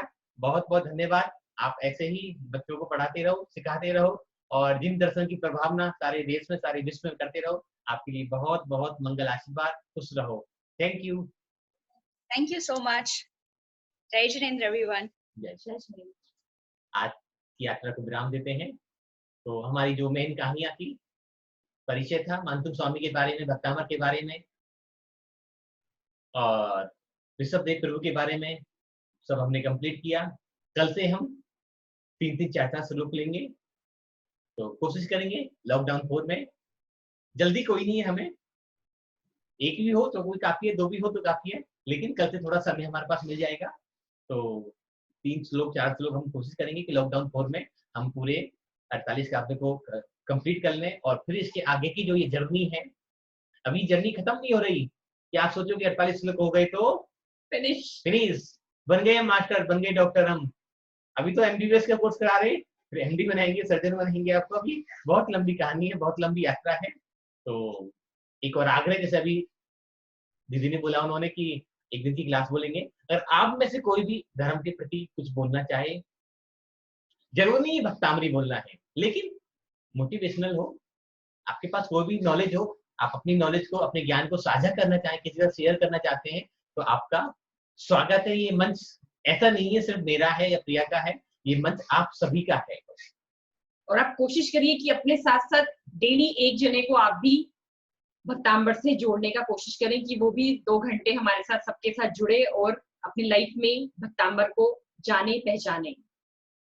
फिर भी आपका कोई स्किप हो जाता है तो यूट्यूब पे आप देख सकते हैं, फेसबुक पे देख सकते हैं, हमारी वेबसाइट पे देख सकते हैं। तो कभी भी कोई टेंशन लेने की, परेशान होने की जरूरत नहीं, क्योंकि बहुत सारे लोग अब लॉकडाउन लगभग खुल सा ही गया है, काफी दुकानें ऑफिस एक्टिवेट हो गए हैं, तो कभी समय नहीं मिल पाई आपको तो घबराने की बिल्कुल आवश्यकता नहीं है। लेकिन अपना अनुभव, अपना ज्ञान सभी के साथ शेयर जरूर करें, नहीं तो आलू की तरह उपाड़ ली जाओगे।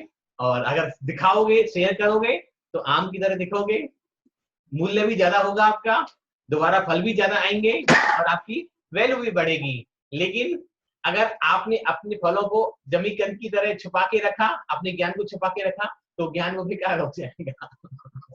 सॉरी। तो इसलिए सबके साथ अपना अनुभव शेयर करें, सबके साथ अपना ज्ञान साझा करें, इसमें ही सबका मंगल होगा, हमारे धर्म की और आगे वृद्धि होगी, वृद्धि धर्म होगी। की प्रभावना होगी। और सबसे अच्छी बात, जब हम एक को प्रेरित करते हैं तो हमारा दैन दर्शन तो ये कहता है कि 6% हमारे खाते में अपना क्रेडिट हो जाता है। तो कम से कम 6% तो पुण्य हम डेली कमा लें। अब जिसने भी इन बहन जी को नंबर दिया होगा हमारा भक्तांबर के प्रति या किसी प्रति, तो इन्होंने जितना कमाया इसका 6% तो वो अपने आप ही लेके चले गए। तो कमीशन बनिए लोग हैं हम लोग, तो थोड़ी बनिए की बात भी करनी चाहिए, ठीक है, पर बनिए की बात यहीं तक रहनी चाहिए। जब गिनती करें या स्मरण करें तब बनिए को घर पे रख दें, तब हम छोटे श्रावक बन जाएं। Thank you. आप सब ने ध्यान से, इतनी शांति से, आनंद से सुना। आप सबका मंगल हो, सबका कल्याण हो। आपके अंदर बैठे हुए परमात्मा को नमन, वंदन। अनामिका जी आपकी थोड़ा सा निकल गया है, यूट्यूब पर आप देख सकते हैं थोड़ी देर बाद, अभी लोड नहीं हुई है, थोड़ी देर बाद आप देख लीजिएगा। सभी के लिए हो जाएगा, 1 घंटे 2 घंटे में पूरा यूट्यूब प्रोग्राम हो जाता है, वो भी घबराने की आवश्यकता नहीं है। भक्तांबर मंत्रा हीलिंग के नाम से है हमारा यूट्यूब, तो वहां पर भी आप देख सकते हैं। तो जिनवानी स्तुति करते हैं। जवानी के ज्ञान से तुझे लोकालो, सोवानी मस्तक नमो सदा देत हूँ। हे जिनवानी भारती तोरे जपू दिन रैन, जो तेरी शरणा गए सो पावे सुख चैन, सो पावे सुख चैन। श्याम जिनवानी माता की जय हो, जय हो, जय पंच हो। परमेष्टि भगवान की जय हो, जय हो, अनंत जय अनंत हो। सिद्ध परमेष्टि भगवान की जय हो, जय हो, प्रीतम जय हो। तीर्थंकर देवादिदेव परम परमात्मा आदिनाथ भगवान की जय हो, जय हो, मान जय मुनि हो। महाराज की जय हो, जय हो, भक्तामर जय हो। महास्तोत्र की जय हो, जय हो, जय हो। जय जिनेन्द्र। कल मिलते हैं 8 बजे, लेकिन परसों का ध्यान रखें, 21 मई 2020 सुबह 8 बजे यूट्यूब पे लाइव शांतिनाथ विधान। विश्व शांति के लिए, आपके परिवार में शांति हो, आपके घर में शांति हो, आपके देश में, आपके समाज में, सारे जगत में शांति हो, इस मंगल भावना के साथ सभी जुड़े, सभी मिलकर करें। तो क्योंकि सामूहिक प्रार्थना की शक्ति, सामूहिक कार्य करने की शक्ति अलग ही होती है। और जब हम एक साथ सैकड़ों लोग मिलकर, हजारों लोग मिलकर, या यूं कहें कि सैकड़ों परिवार मिलकर जब एक साथ शांतिनाथ विधान करेंगे, तो निश्चित ही हम सभी के जीवन में आनंद मंगल होगा। और यह हमारा देश, हमारी भारत भूमि, हमारी वसुंधरा कोरोना नाम की महामारी से हमेशा हमेशा के लिए मुक्त हो जाएगी। जय जिनेन्द्र, जय जिनेन्द्र, जय जिनेन्द्र।